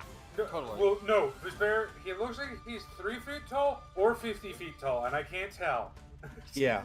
So, you'll notice something funny about his stat line. Steel Swarm Sting is a level 4 Dark Fiend with 1850 attack. Oh, it That's started. an L Swarm thing. It started now. When this card you control is sent to the graveyard, target one face-up Ritual, Fusion, or Synchro Monster on the field. Destroy that target. Now, I would tell you, Now this it's would be not a funny... optional. Yes, you Does must. this card work as material? Yeah, you can still material it. No, but does it proc when it's sent to No, material? that is not how it's sent. I mean, Remember, yes. They tried to. No. No. Axe did not Material say is not exceeds sent. material, Dallas. Yeah, He just said that's material. What he meant, though. That's what he meant, though. Is it? I meant both, but that's fair. I mean, no. As Dallas brought up, for exceeds material, no. Materials that are exceeds specifically- materials that are attached are not on the field. You do not control them. Well, no. Right. So I materials guess got I sent to graveyard because they had that as a rule for like a week. Well, and it was miserable. But and it's everyone from agreed field on to it. graveyard, fair. Dallas, Brought it. for like Sangan. You can still Oh. proc like BA sent to graveyard effects or No, that's what I mean. It used to Omega used to proc field to graveyard. Anyways, I I have the control is Dallas the is operative just word ins- here. Dallas insists on correcting me, even though I've Read said the what it card. fucking is. So that's it. That's all the card.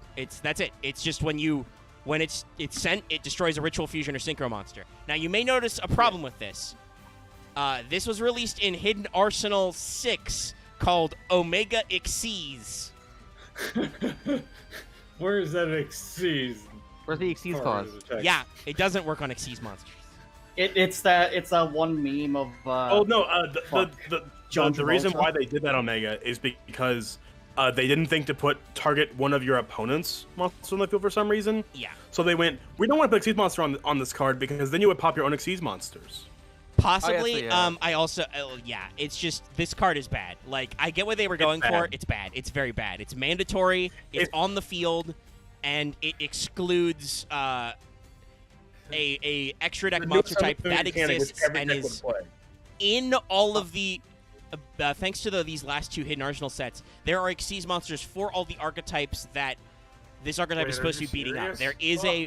an Evagishki Xyz. There is a Gem-Knight Xyz. There is a Vylon Xyz. All that stuff, right? Like those guys exist. I want to bring up, if they wanted to future-proof this, they would have made it. I think other anti-meta archetypes do, where it's if this thing was sent, target one extra deck or special summon monsters on the field. Yeah, no. If Konami was smart, they would say target one monster that was special summoned from the extra deck. But I think they wanted to do.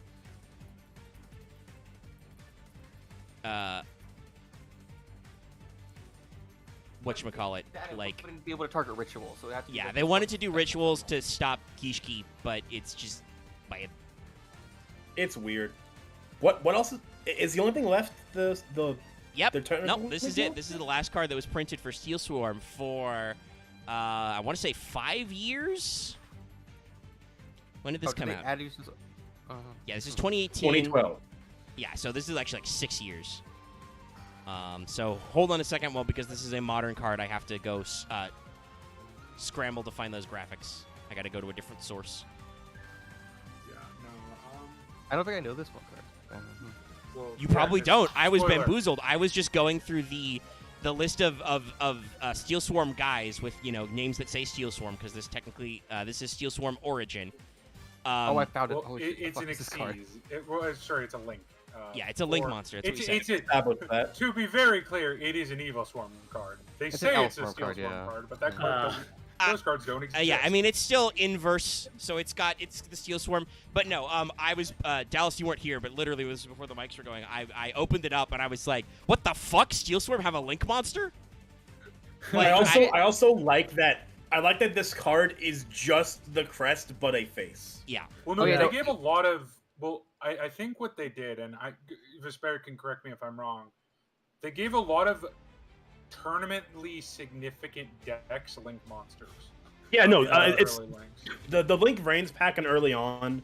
What was just what if we just looked at every single archetype that people like playing, and made a Link monster for them, so that they have an archetype Link monster that makes their deck go burr again. And Evil Swarm was a very, very meta deck because it dunked on exactly Dragon Ruler's face. It went, oh, you like Dragon Rulers? No, fuck you. Not only Dragon Ruler, just if there was ever an archetype that involved something high level monsters, Evil Swarm was always around to keep them in check. To just go no. Which is why Rank 4 Toolbox became the best deck in the format for a long while in competitive play because it got around Evil Swarm, and it was basically the triangle of Dragon Rulers beat Rank 4 Toolbox. Rank 4 Toolbox beat Evil Swarm. Evil Swarm beat Dragon Rulers. It was the spellbook was in a corner doing its own weird shit. Yes, spellbook was doing their hand draw bullshit, and they were good, but they were never like in that triangle of competitiveness. Just like, okay, good for you, honey. So is there anything to say about this guy? He's just the I Evil Swarm logo. I weirdly image it being like, this is the final boss of like the enemy faction, or it's, I guess, Hercules trying to regrow himself. Oh my god, I'm gonna play the context clues game. It's called Steel Swarm Origin. Yeah. I don't think it's the origin of the Steel Swarm. I'm gonna guess this is the origin of when all the Steel Swarm died and turned into the L Swarm. Well, so this virus. looks a lot like Creeping Darkness. So I'm gonna... The Steel Swarm, I don't even know if we know where they come from. It's just, it said that they were fighting the Vylons, a long, long time ago. What I think, though, is, as you say, this is just, I've forgotten his name from Super. That's because nobody likes that one. It's that guy where he becomes immortal and then they blow him up anyway, but then he doesn't die and they fuck the timeline because I don't... Zamasu? Yeah, Zamas. Zamasu. Allegedly, Zamas. according to the trivia fandom Zamasu? page, this, allegedly speaking, this card is what's in Creeping Darkness, Dark Sacrifice. Like, it's the weird face. This is the L Swarm virus. Yeah, anyway, so, like, I imagine that after we blow up all the Steel Swarms, this guy's creepy face just forms out of the mold and is like, haha, you think you've defeated me, but actually... Which, I mean, I can kind of see it. If you put Creepy Darkness next up to this guy, you can kind of see it, but it feels... I wouldn't say it's a reach. It's more just, I don't know. You can kill me, evil act? Work with me, Paint, here. There we go. Yeah, no, I mean, this can looks see it in the like eyes, the yeah. origin story. Like, it's the origin, so... It's the origin of the L Swarm virus. Anyway, so Steel Swarm Origin is a light fiend. It's a Link 2. It has 2k attack. Its materials are 2 L Swarm monsters, so any 2 L Swarm monsters. It's got front and back arrows, top and bottom. Well, while this card is in a extra monster zone, if a monster would be special summoned from the extra deck to the main monster zone, it must be special summoned to the zone this card points to. While this card points to a monster, neither player can target it with card effects and also cannot be destroyed through battle or card effect. Once per turn, when a monster on the field is destroyed by battle or card effect, you can special summon level 4 or lower L Swarm monsters from your deck in defense position up to the number destroyed. I think this is bad. Not bad.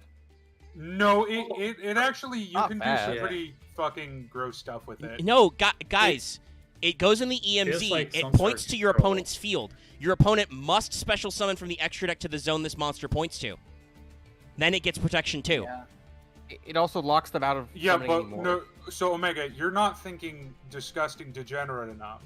So I what you don't- do with this card is you special summon Ophion into the zone, so that they can't special summon anything level 5 or higher, and then you flip what's that trap card? It's the one that your monster can't attack, but also nothing can target it. Safe zone. Yeah, safe zone onto Ophion, so then your opponent just can't really do anything. Yeah, except Dallas, this is still link format. You can just make links in the zone it points to. Ophion only stops levels. No, you have to start links in the EMZ, and it doesn't point to the other EMZ zone. No, you Dallas. don't. You can summon link monsters to zones links point to. Oh, Dallas, right. this is welcome to how Look, links I'm work, still Dallas. learning. It's I'm still 2022. learning links. I'm still Yes, learning you can, links. You can summon a link to any zone that is pointed to, which is why this card is bad, Look, because it points to this your man, opponent's zone. The only Link deck I play is a deck that plays Solitaire for 20 minutes and then goes, hey, do you have it out for this? If not, I win. Well, that's Dallas because you play a good Link deck. But anyways, Special Origin, it's bad. I would not say it's terrible. It has 17 effects grafted onto it because Konami went, we have to fix it. We need to fix it. Here's the thing. I mean, I don't. Well, think I it's get what it's going for. exaggeration. It's trying to do that degenerate thing Dallas said. The problem is that they couldn't.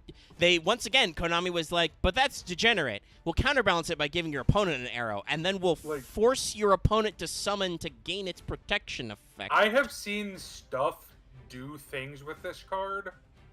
If it's playing against a non-Link deck, yeah. The list of modern Illswarm decks would probably make Omega's eyes bleed. Well, yeah, because Spoiler, they main deck Elswarm 3-9. is a hardcore, Yeah. control, you don't Spoiler, do the thing deck. They main deck 3 Tikaboo, 3 Summon Limit, 3 Mine. Yeah, that's just, That's hey, just how the deck you don't play plays. Yu-Gi-Oh! Okay, cool. What if my deck needs to do those Solver. things to do anything? Well, too bad. You chose wrong. I win. Good scoop. Good scoop. You chose. I mean, yes, I scoop, but that's I scoop and then I punch you in the face because the way you choose to play the game is you don't play the game and I don't play the game, so nobody plays the game. So why the fuck did we show up? Joke's right? on you. It's why I brought. It's why I'm wearing a helmet Omega, today. Omega, there's a phrase in Magic that says, "If you play Winter Orb, always protect your face." Yes. Oh, No. Winter. I mean, like, Winter Orb I is understand literally why the most control big-headed like card. hardcore controller Sun decks work. It's one of those things of like, well, then why the fuck did we show up today if we're not gonna Like play a I game? played Control in Magic. I never went that kind of control. Well, Dallas. Posting I'll Winter Orb take- in the thank you. prog chat for people Let's who see. Yeah. ever. No, Winter God, Orb is fuck you. literally the most Oh my cancerous god. card in history. Yes, protect your face. Holy We do shit. not play game anymore. Have fun. What? So to go read for the people who don't know, Winter Orb is an artifact that requires any 2 You know, mana. let's put Winter Orb let's put Winter Orb up on stream, Omega. Let's do it. Okay, Let's I'll do pull it up. Let's do our joke. Just I read this and I got mad. Yeah, no, this Don't is. worry, every Magic player knows that. Let's pull this up. Okay, yeah. Winter Orb. It requires any 2 mana. It's an artifact, so it just stays in play as long as Winter Orb is untapped. Players can't untap more than 1 land during their untap steps. And then it's got a quote about how you can survive it. So yeah, it's basically just like, hey, this guy enters play, and then just, you know how mana ramping works? How ramping your lands for more mana does a thing? Let's not do that. What if we didn't What if ramp? we didn't do that? What if you did not Yeah, ramp? no. Winter Orb is the there. God, this is I did play a deck with maybe Winter this- Orb in it. This made me want to 'cause punch someone. You know, there's a format called Commander, right? Yes, Yes. I understand how There's a Where's the one hilarious commander called I think what's it? I think his name is Ebisu, Hound of Konda, who is a 1 white mana 2/2 nothing legendary dog. This is his only effect. He is a 2/2 for 1 mana. And what you do is you search Winter Orb, you summon your general, and you take the 20 turns and go, I'm hitting you! I'm hitting you! Oh my god. But still, I read this card and it's like, oh, I hope the person playing this is wearing a helmet because I'm going to hit them. Yeah, no, it's this causes the anger.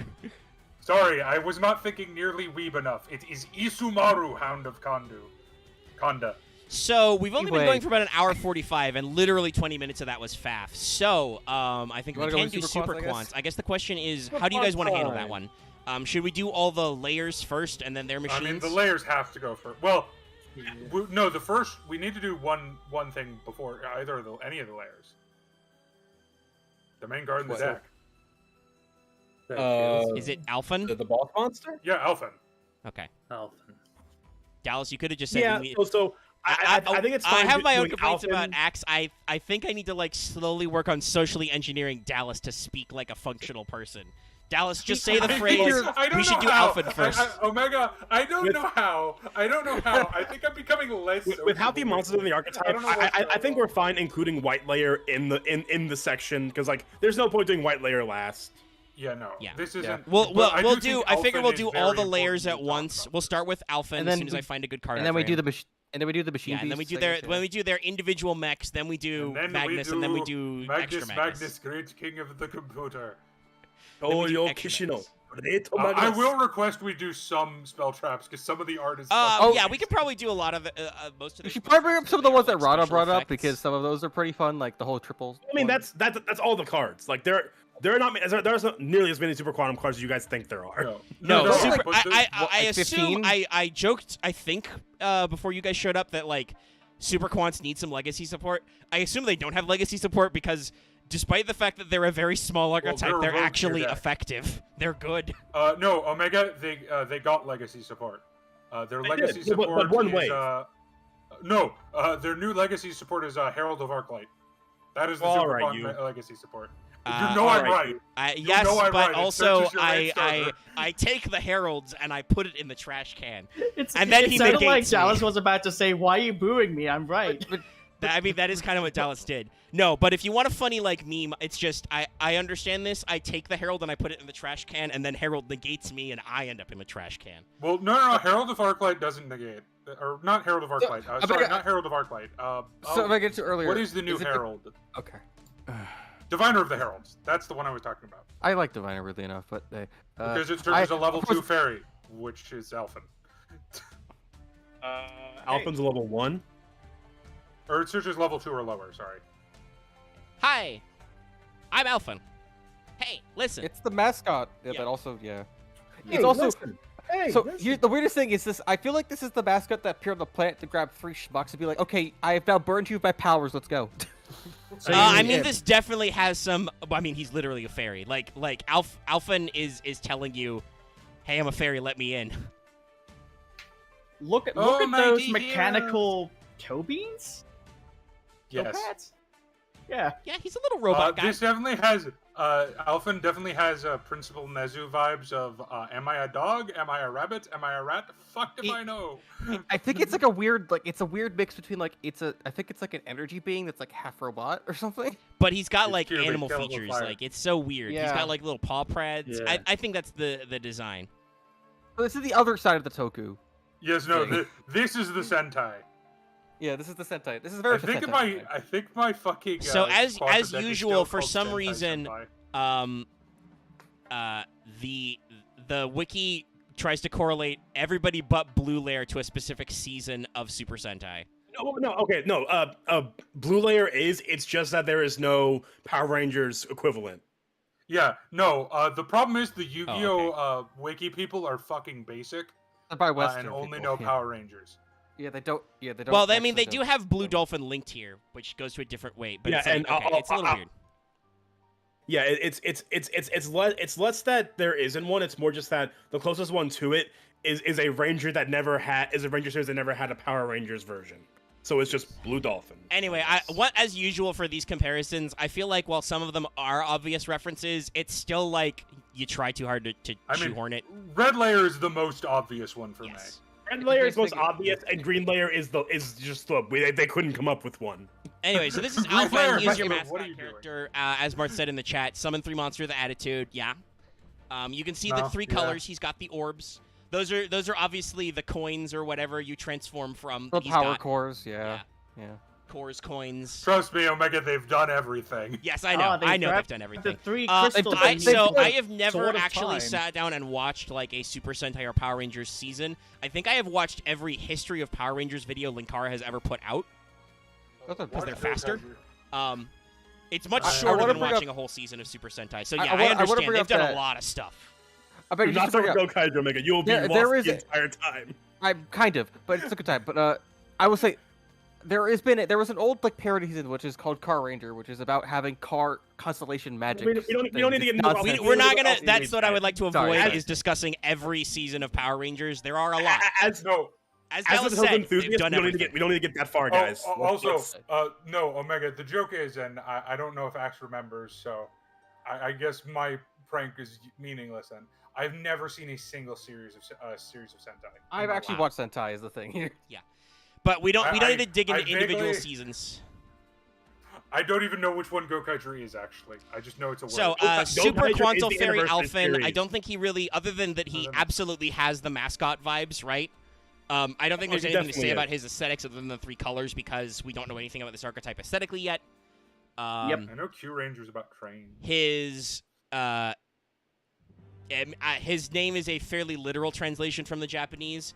Choryu Yosei Arufan, literally Super Quantal Fairy Alphan. I guess the main question is the Choryu. I don't know what those characters translate as. It is written to be Super Quant, though, I believe. It's quite literally like Cho and just the word for quantum. Like it's, yeah, okay, so it is just Super weird... Quantum. So this is the Super Quantum Fairy Alphan. He is in fact a level 1 fairy, or possibly she, or possibly they. I don't know. It's like Thems. It's like I really or they. Level 1 light fairy 0/0. Once per turn, you can target one Super Quant monster you control. All face-up monsters you currently control become that monster's level. Hey guys, these are an Xyz archetype, but they all have different levels. Yep. You can tribute this card, reveal 3 Super Quant monsters with different names from your deck. Your opponent randomly picks one for you to special summon to your field, and you send the rest to the graveyard. You can only use this effect of Super Quantal Fairy Alpha once per turn.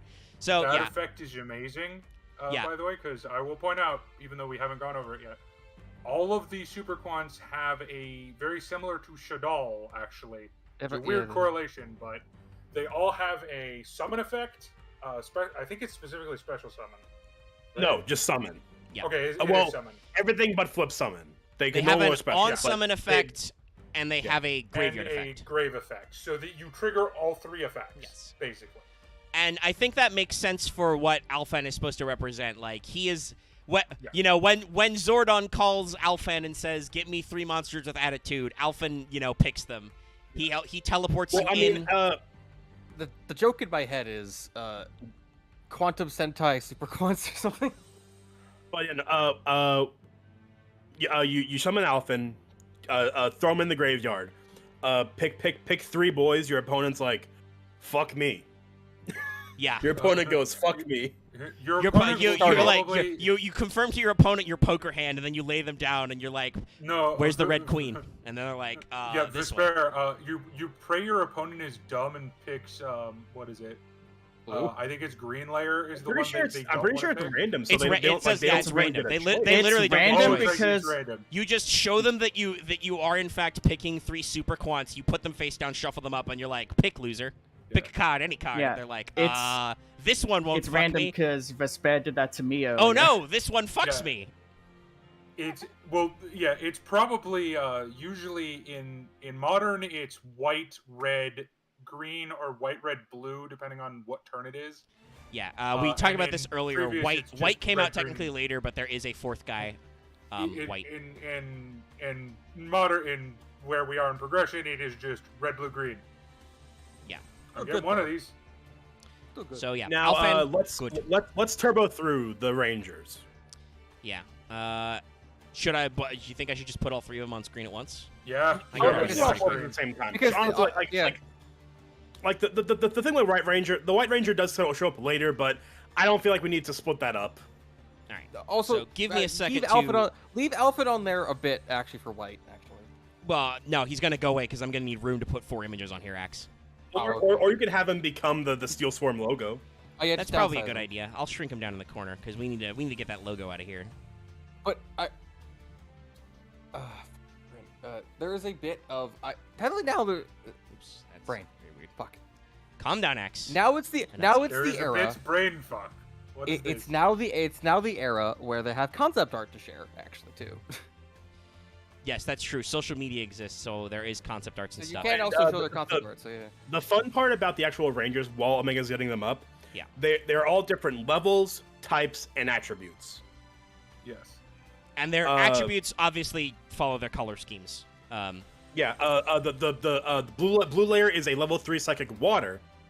Green layer is a level 4 spellcaster wind. Yeah. Red layer is a level 5 fire warrior, and white layer is a level 7 light fairy. Which they also follow tropes. They're tropey as shit. It's Well, like I mean, when you're making crystallization of the a archetype. Super Sentai homage archetype, you have to do the homages. Like, there's Oh, yeah. formulas for Super this kind of Sentai is just a bag of tropes on wheels. so Okay. it doesn't. Yeah, It's I mean, varies, like, but yeah. all of the tropes and the arts are brought up, but anyone who's watched a season of Power Rangers can look at the designs and tell what each character is without having heard them say anything. Blue is the girl who's also the smart one. No, Blue is not the girl. Blue is the data analyst side. Well, I mean, Blue is also Yeah. literally the girl, Dallas. She's wearing a fucking mini dress. It has a bra. Okay, okay, let me rephrase that. I thought Blue he is was the talking smart about Sentai tropes. No, yes, we're talking about Japan the is actual not arts. I'm doing both at the Japan same is not time. nearly progressive enough to give second billing to a female character. What are you talking about? I mean, also correct, but Blue Layer is. I mean, to be fair, she's not first billing or second billing. She's the bottom because she's the smallest monster. She's No, also I the important understand. one. I'm gonna have to shrink these guys a little. It's the weird Japanese thing of like while the they're being female brought is up- not the most important, but she's Yeah, I've got the actually first crucial. three up. I just need to shrink them a little so I can. I want to point out my favorite part of their aesthetic is their belt, where it's a triangle belt showing the green, blue, and red, but they also had the forethought to include the white bead in the center of the belt as Oh, an yeah. homage to Alphen, but later white layer. Yes. Yeah. That's pretty good, actually. Yeah. Okay. I love gonna have these to, arts, but they're just tokusatsu costumes. Like, Well, I yeah, mean, they're like- good costumes. All right. Yeah, I mean, there's nothing bad to say about their art because it's just really good art. Yeah, I mean, I Let's think see. I Yeah, 'cause think it's there's a like- couple of elements we can like talk about here. They're also the thing is like you could also directly actually see what their attribute and what their actual typing is from just the Yeah. get-go. I mean, I don't necessarily agree with that because I always fuck up the typings for blue and green. I mean, Green's a spellcaster. 'cause I he always looks fuck like up he's who doing the wizard psychic is. nonsense. I mean, And then, like, I agree with Blue Axe. I looks think Green good. looks like a wizard guy. Also, Yeah, but Blue psychics has, also look. Oh, Omega, look at though, I will. No, Axe. I am speaking. I have the talkie stick. Don't make me. Let's say hit it. you with Let's say it. Let's say it. Are you done? Are you finished, big man? Is Axe muted currently? No. Okay. Are you done? Oh, No, go Quite say it done. already. All right. Say it already, dingus. God. Calm down, guys. Oh, this is gonna be funny. You two Axe. cats, quiet down. I don't know what's happening tonight. I I also don't know what's happening Okay. tonight. I'm just Anyway. trying to make these guys fit on a paint I'm screen. just going to mute Axe and let him know that because it'll bother him. Anyway, I just the thing about psychics is all of the psychics look like generic wizard people in early Yu-Gi-Oh. That's why I fuck it up. Like if you look at a lot of the early psychic designs, a lot of them look like wizards. Some of them. The I think, only thing I think a fuck lot up of is them who have the more psychic is. cyberpunky elements, though. Because I think Yeah, I mean but I I think, guess what you mean with Green like looks silent kinda like a psychic wizard cyberpunk. and like psychic And I cleric. always, for some reason, think blue layers an aqua because blue. But I mean, Blue I Layer can is a understand why you person. think that, but the easiest way to remember, Dumb. It's 50 it. easiest way to remember is that Blue Layer is the reason that You have utility. well, E-Telly was one of the reasons that E-Telly got hit. Yeah, I was like, blue layer is the reason you're still. Oh, right, running she utility just deck. barely fits Yes, it in. no. Yeah, she's level 3. It's true. I guess that's What why do you mean she's just level barely 3. She fits? actually That's fits it. That's the good number for E-Telly. You know what's also? I know. Yeah, I'm saying. Snow Yeah. Ogre. All right, I'm gonna try and like squish this Fuck, comp you're together right, a little. I want to bring up like the thing of Blue Running Layer is that like she Snow has Ogre the psychic 2021. sparks, so it's like yeah. I mean, it's a little. sorry about Psychics the are pixelation being very distorted. inconsistent. in I'm what they sorry that shoot took out a of while the to get deck. that assembled and we had to deal with that yelling, but like getting them all on screen at once was a little rough in a single comped image. But yeah, here they are. They are Super Sentai. I will say, I feel Honestly, like they're a little. They've got, because they're drawn. I think they've got some extra flair to their designs you don't normally see because obviously Super Sentai costumes have to be practical. Or used to have to be practical. I don't know what the fuck they're doing. They're probably mostly practical. That's probably real, still I can- cheaper. I can still see things actually be done in practical mostly. Omega, Except for, like, I'm gonna show gauntlets you on- something. I mean, they could be. Are you going to show me the one from the thing that Axe already said is supposed to be in a video game, so it's CG? No, Okay. no. hey, Vesper. Yeah. I didn't realize White Layer was a sage. What? It looks like he's got like the sage weapons from 14. Oh right, yeah. Oh. yeah. Yes, actually. I didn't even process that. He's got. Also- what are those things called again? I was gonna say options. I was also going to mention that Oh, Vesper I'm said it's going to slightly point tiny. out, this is how it's going. Oh, this is a tiny ass. Oh no, that's better. Okay, I see. That's. Oh, I mean, yeah. that's. Yes, you become phone. That's the final suit of a series, yeah. Well, it's technically not, but That's the final suit of a certain character. well, it's also technically not. I'm gonna kick you out of this call and do Anyway, this with moving just on. Loth and Phone Vesper. Ah, If you guys can't don't stop try. measuring your Wait, nerd Omega, pieces about you Super forgot Mark Sentai. was here. No, it's That's just rather pedantic. rude. But Marth can't even speak, so it's like he's not here already because you guys are just Aw. so much. yeah. Okay, I'll Anyway, just- Dallas I'll has just shown serve me a you now. very, very heavily designed Oh, guy who fuck has off. like 4 bits and is really intense. Okay, I've that's noticed, fair. I've noticed that this white, where I think he has basically the power cells for all the other colors. I never noticed this before, actually. Yeah, he's got a blue thing. Well, at least he's got a blue laser, a green laser, and a red laser. But yeah, so these are the guys. You can tell they're fire, wind, and water. White It's- layer is light, obviously. He's got some of like probably alpha and just me, spikes on his back. Go ahead, Love. Yeah, he looks like just a grown-up Halky Fibrax. He does. I believe people have made this reference before. Yes, White Layer does look a lot like Hulk, even though Hulk came out. It's all the several bit is also after. it's also technically Alphen. Omega, do you want to be really dark? I know, about it? I know, but What's up, Dallas? Because if you want to be dark about it, it kind of looks like those are coffins. So maybe that's where blue. No, we red know and from the green art layer that's are. not I it. know. They do look a They kinda little look like coffiny, coffins. but I think Especially they the also blue look one. like, especially when you look at them tilted up, they've got like little bits on the bottom. Like they look like they clip to other stuff. No. But yeah, so you see blue, you see green, you see red, you see white. They're here. Like I said, there's 6 attributes in Yu-Gi-Oh, so there could be, They could have a purple. yeah, they could And have 2 technically- more of these. They could have a purple and I Right. guess like a black for Earth. No, Earth would probably Purple be dark. yellow. So they could also Yeah, do they pink. only have, Yeah. Yeah, fair only have enough. 6 attributes well, because they would They could never make use Ear- Divine. another Earth Thunder and make it yellow because, you know, that's a thing they do. Thunder Earths. Anyway, we're not getting into that.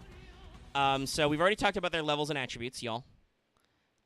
So let us run down their effects, I guess. As I close some of these extra tabs I have for all these images I spent way too long collating. So blue This is gonna be layer, a long- on summon, add a super quant card from your deck to your hand except blue layer, so search. Just add a guy. Any card. And we'll talk about their spell traps in a second as well. They could. If this Sure. card is sent to the graveyard, Okay. target up to 3 super quants in your graveyard, shuffle them, so you recycle. So yes, Blue Yeah, again, so, with the E-Telly, blue is very Oh, go important. ahead, Mr. blue layer is basically the basis for super quants combo and recycling power. Yeah. Blue is probably the second most important card in the deck outside Alphen, I would say. Well, yeah, because if you normal or special blue, you just get to add any card you want, and then also when blue goes to graveyard, you get to put all your cards back. Well, you do have to be careful with the timing of the, because if you send blue with Alphen to grave where they're no already in grave, you don't get to recycle anything except it's very, you can fuck timing up. Yeah, well, that's because Basically. yeah, Oh, 'cause you the can't- you- materials didn't you- exist. You really can't because of the way Alphen works. They're all sent at the same time, so it really just depends on the organization and timing. Like it depends on the chain linking of all your monsters. Blue layer can still shuffle everyone back, but you tend to do blue layer first in the chain, then have everyone else go, so that you do all the effects and then shuffle everything back you want into the deck. Green layer, when summoned, normal or special, special a super quant from your hand. That's great because that gets their effects to proc as well. So that's just free extension. And then if the card is sent, you can draw one. Not very flashy, but still useful. You draw one by discarding another super quant card in your hand. Yeah, you discard one super quant and draw one. So it lets you, I guess it replaces the resources, but it lets you, basically what we should say green does is he enables your other effects, right? Like, blue layer gets you to the cards you need either by shuffling them back or searching. Green lets you proc their effects either through summoning another guy to proc their effect or you discard one to draw a card. The drawing part isn't really that crazy, but I think mostly the discard is probably what you go for. And you never know. Drawing cards is always good. So red being level 5 also has a quality that if you control no monsters, you can special him. We talked about this earlier. And then When this card is normal, by the way, each of these effects is once per turn, hopped. If he's special, target one super quant in your graveyard, add it to your hand, and then if sent, target one super quant monster in your graveyard, except red layer, special summon it, but it cannot activate its effects. So it doesn't get its on summon effect, but it can still get its sent to graveyard effect because that's in the graveyard. Well, and the interesting thing about of their 3 effects, green layer is good, but probably the least notable, mainly because red and blue together were used in Monarchs because this was around the same time those cards came out. Yep. As a tribute engine in the deck. Yeah. Yeah, and then white is a level 7, by the way, we talked about, with big stats, 24-24. His effect is you can send one non-light super quant monster from your hand or face-up field of the graveyard, special summon this card in defense position, so it has a inherent special, like red. And then when this card is summoned, send one super quant monster from your deck to your graveyard, and if you do, this card's attribute and level becomes the same. And then if this card is in the sent to the graveyard, you can add one alpha, and you can only use each effect once per turn. So white layer, being white, made up of all the different colors, he becomes the other colors, basically, so you can enable their effects and levels. The fun thing about quants as an engine is not a lot of them work outside their archetype. Red is played in very janky warrior decks because it's a inherent special, so you can do weird shenanigans with it. It's also a really weird Isolde target that I've seen before. There's also a very weird, funny card called Piece of the Wall level 5 that allows you to turbo out red layer, but it's not good. There's a lot of warrior shenanigans with, but green and blue, other than that one time they were an engine together in Monarch, I really have never seen them outside of their own deck. So I guess the question is now, guys, do we want to do spell traps or do we want to do mechs? Let's do the mechs. Okay. Actually, before that, I want to. This isn't actually. I will have to assemble, so don't actually stop me. But what do you want to say? I just noticed all of them have color-coded cod pieces, even the girl. Yeah, I mean, they're wearing their uniform color. It's just okay. They all got. It's also not a cod piece on the girl or red layer. Or no, is it on red layer? I can't tell. No, I mean I think it's not rounded like a cod piece. No, it's just like he's wearing underoos. I'm pretty sure it's a cod piece on green, for sure. Or else green is packing something monstrous. Maybe he is, actually. But, no, I think on red, white, and blue, they're just wearing, what are those things called? Dancer's belts? No, the leotards. Leotards, that's what I was thinking. Okay, I guess it's like they're wearing a bodysuit? Yeah, a bodysuit under it, yeah. I'm pretty sure green is wearing a codpiece because, or else, Jesus, man. He is a wizard. Jesus, man. The boards that got split the sky. But yeah, no, I love Super Quants because they're a rogue viable deck now, and they're an Xyz deck that can do things Xyz decks should not do. For instance, they're the only Xyz deck that can play and the band plays on, which is a card that is specifically built to counter Xyz decks. They can play and the band plays on, and probably my favorite card ever, Message in a Bottle, which basically reads Super Quant support, but not really. What do those two cards do? Well, and the band plays Message on in the Bottle. What Message in the Bottle does? You target 3 monsters with different levels in your graveyard, special summon them. You can always Xyz summon the rest of the turn, but if you do not Xyz summon, you take 4,000 damage. Yeah. Well, you do have cards that can level modulate if you do that. Also, you have. You do the field spell. The field spell is a single mat Xyz. Oh, and right, the field spell counts as an Xyz summon, so it gets around the finickiness. And the band plays on is technically the worst one of the worst floodgates in virtue of not annoying, as in it's not that great. Actually badish. Well, it restricts you to only controlling one monster of each level or rank. But because of how Super Quants work, that you literally can't. You literally shouldn't. it's like if you have that happen and you're playing it wrong, I guess. Yeah, because the goal is to go. Usually, or how I've played it before, is The 3-4 Grimpulse, Lusterex, Magna Liger into Magnus, Great King of the Computer. Magnus, you're not playing the game anymore. No. Magnus doesn't do anything that stops you from playing the game, other than maybe the quick effect spin. Magnus is just like, oh, you're approaching me. It has a mistake effect. It has a mistake effect. Your opponent can not add cards to the deck from hand effect or card effects.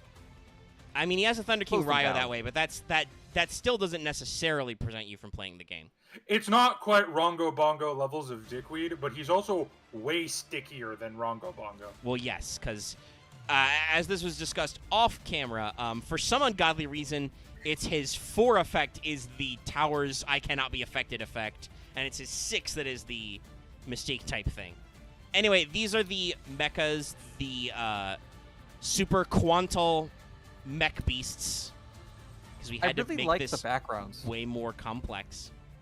The backgrounds are actually really good. Honestly, the only one I don't like is Lusterex. Lusterex is kinda a little shiny. What chunky. is it doing? It's also the one that they released. Oh, in yeah. theaters, yeah. Screonk. Oh It's yeah, Pose that's right. Rex. Hey guys, Q-Rex is the best, but so the mechs all have the blanket effect of they can't attack if they don't have the materials because they have no pilots, and and also once a turn, each of them can attach any super quantum monster, meaning the boys, not other Xyz monsters, Yes. to them from the hand or field, allowing them to get materials, and also all their effects are quick effects if they have the correct pilot on as a material. So you get a comprehensive suite of effects. I mean, look-wise, yep, they're Super Sentai mechs. You know, they're color coordinated, they're effect coordinated. Yeah. I mean, I will say, if you watch the Rana video, this is basically the same complaint he had. Where the white one. Yes. Okay, I think Marth is doing the VC thing. Vesper, what were you saying? Yeah, that's fair. But what I was gonna say was, if you've watched the Marta video on them, you'll probably recognize the same complaint. They all look good. They're all cool. There is not a good through line of their designs and aesthetics. Yeah. Yeah. That's Like, kind of like, like them aside having different from- typing, right? I think that's kind of what we were Yeah. talking about. Like, they don't. Normally, the thing with Super Sentai is your teams are themed. Like, we're all pirates. Yes. We're all cops. We're all space cop pirates. What? We're all Gem Knights. That's actually a season. Yeah, that also. I We're mean, demons that collect stamps. like there is a through line to their aesthetics, which all of them incorporate by design because the Super Quants are more of an homage to Super Sentai. They have very distinct visual themes. Like, obviously, they're all colored and they all have the belt buckle we talked about, the triangle with the 3 colors. But they We're fruit. don't have a very good through line in their aesthetics. And even then, like, the machines kind of, but not really. Because, like, okay, you know, Grampulse is the water one. That's 2 dolphins. Cool. Aeroboros is a pterodactyl-type dinosaur. Magna Liger is a tiger. Lusterex is a T-Rex, so, you know, okay, that fits, but...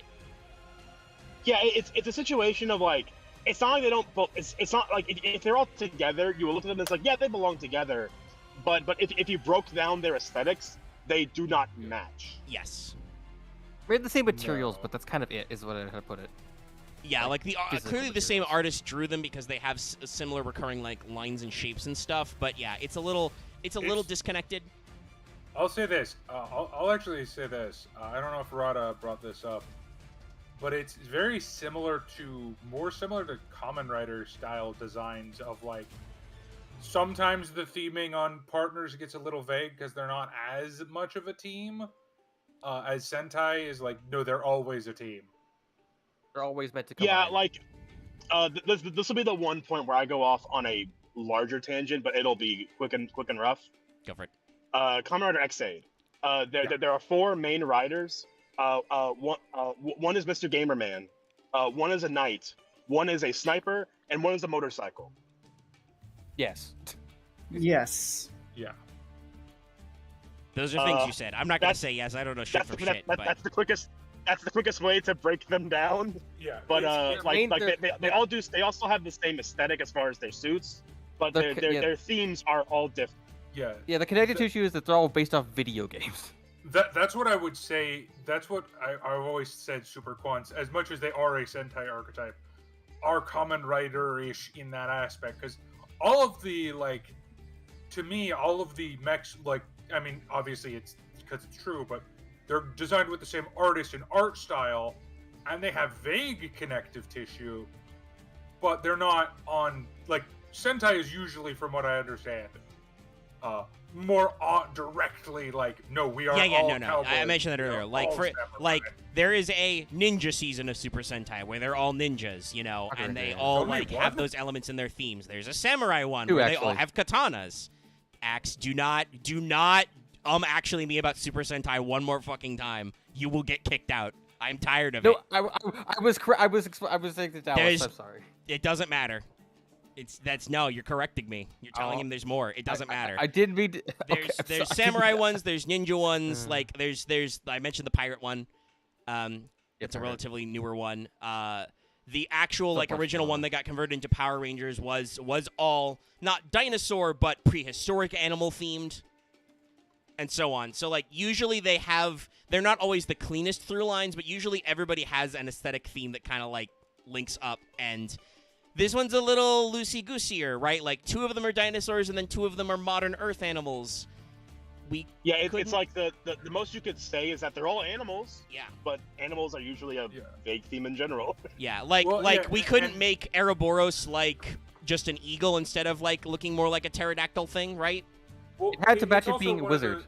It's one of those things, and why I bring it up to Kamen Rider more is a lot of the Kamen Rider themes are very obtuse and unobvious at first.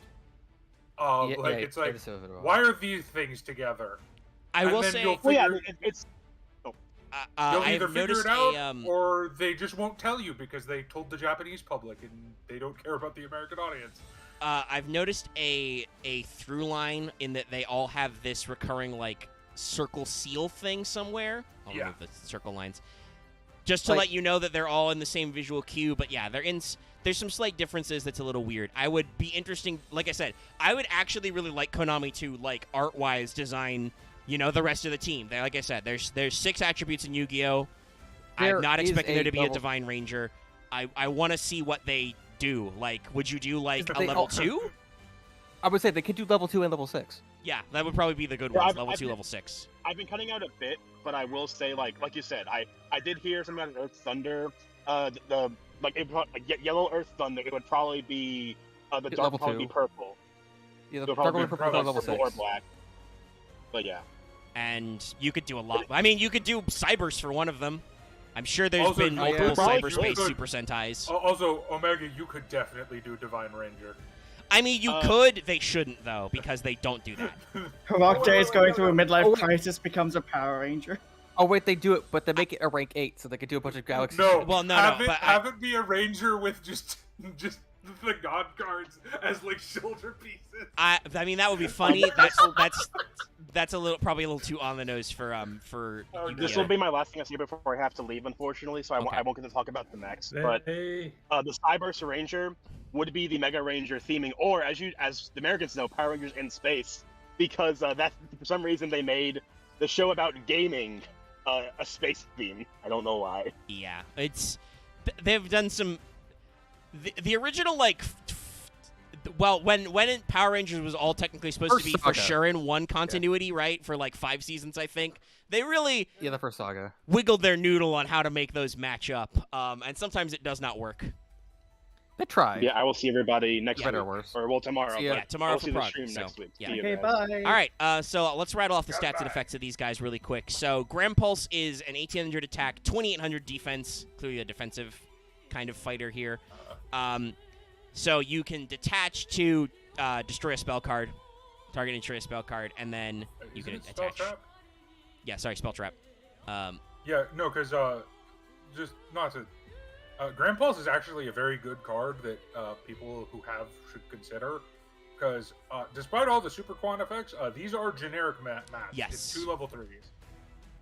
So, like, it's not a bad idea to just, like, we don't have a Tornado Dragon yet. Just, Grand Pulse is not a bad option of just, I can blow up spell traps and I have a 2800 booty. Yes. Sadly, I own none. Even though I'm the rank 3, I'm the level 3 guy. Anyway, Ouroboros is also, by the way, they all have a unified type. These guys are all machines, obviously. Obviously, they're machines. Duh. Machine. So, Ouroboros. Sorry, I scroll up to the name of the card and I want to read the entire thing, but we'll be here forever if I have to say Super Quantal Mech Beast Ouroboros every time. That guy is 2200 attack, 2400 defense, so still a little bit more defensive, but a little more balanced out. And then its effect of detachment is target one face up, monster on the field, change to face down. So Book of Moon. And then remember, if you got green layer, it's a quick. And then Magna Liger is 5s, obviously. That's 2600, 2k defense, so more offensive oriented. And then you can detach to target a monster on the field and destroy it. So you've got, Book, pop spell traps, pop monsters. And then Luster Rex is 2700, 1900. You can detach one material to target an effect and negate it until the end of this turn. So it's just a negate. So pretty decent utility. Anything else we want to say about their playstyle of effects? Well, I mean, Magna Liger and Grand Pulse are the only ones I've seen outside of Super Quant decks. I mean, I think that's because Ouroboros, being a rank 4, has to compete with other rank 4s, of which there are already rank 4s that do the same thing he does. Yeah, I'll be very honest. It's whatchamacallit, but at home. Jin Symphonius. Jin. Yeah. And also, rank 4s have guys who spin guys. They have guys who flip guys who are face down. Like, there's just so many rank 4 utilities you would not import Ouroboros. But 3s like, and Grand 5s Pulse are a little looser. Such unique 3 effect. Yeah, so let's pull up. Let's just do the boy. We'll save the. Oops, I've got my pen out still. We'll save the spell traps for last. Behold, he is here. Tiryokishi no Great Magnus. Super Quantal Mech King, Great Magnus. Magnus, Great King of the Computer. And in case you guys didn't pick up on the fact, I mean, art-wise, there's not a lot to talk about. He is the 3 guys put together. Megazord. Yeah, he's a Megazord. He's the guys put together. They made it work. The 2 dolphins of Grand Pulse are the legs. Magna Liger becomes the body. Ouroboros becomes the arms, so he can, have a cool hand that is a mouth gun and have wings. I know there's another version of Magnus, but I don't think they ever did a version that actually has Luster Rex attached. I'll double when we pull up that guy. We'll see if he's got the white bits in him. I don't remember if he does or not. Anyway, Magnus art-wise, not a lot to talk about. In case you didn't hear us talking about him earlier, though, and here I think in the Vamp time, Loth and Vespera going back and forth where this guy may have been appearing. Magnus is a fucker. Yeah. Mm-hmm. So normally he is a rank 12. He would normally require 3 level 12 monsters. Actually, let me also pull up the art and we can talk about the effect on the field spell. That's also very important for these guys' combos. But while I am trying to remember which one, where are you? No, that's sword. There we go, Magna Carrier. Sorry, I'm juggling my alphabeticals. I don't think a lot of the spell traps are that important. But a lot of them have cool art. That's fair. So I will pull up Magna Carrier, but while we're working on that, Great Magnus, as I said, level 12 or rank 12, 3,600 attack, 3,200 defense. So like real boy boss stats, quite large. It will kill a Galaxy Eyes. Yes, it will beat up a Blue Eyes or a Galaxy Eyes or a Red Dragon Archfiend, like most of the quote-unquote boss monster 3K guys. It'll even beat up an Evil Swarm Hercules, so that tracks. Yeah. So, sorry, the formatting on this card in English is a little gross. Anyway, if this card is sent to the graveyard, you can special summon 3 Super Quantal Mech Beasts, so he breaks apart. That's cute. And then... Sorry, I'm scrolling for the card art of Carrier. Then he has effects based on how many materials he has, so with different names specifically. So there's a combo. Yes. If he has 2 or more, once per turn during either player's main phase, you can detach an Xyz material to shuffle that card into the back. So you get a once per turn spin on either player's main phase. At 4, it is unaffected by card effect except Super Quant cards. At 6, your opponent cannot add cards from the deck to the hand via card effects.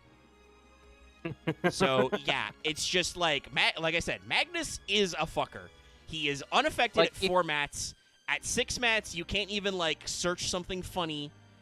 And he also still has a quick play spin effect.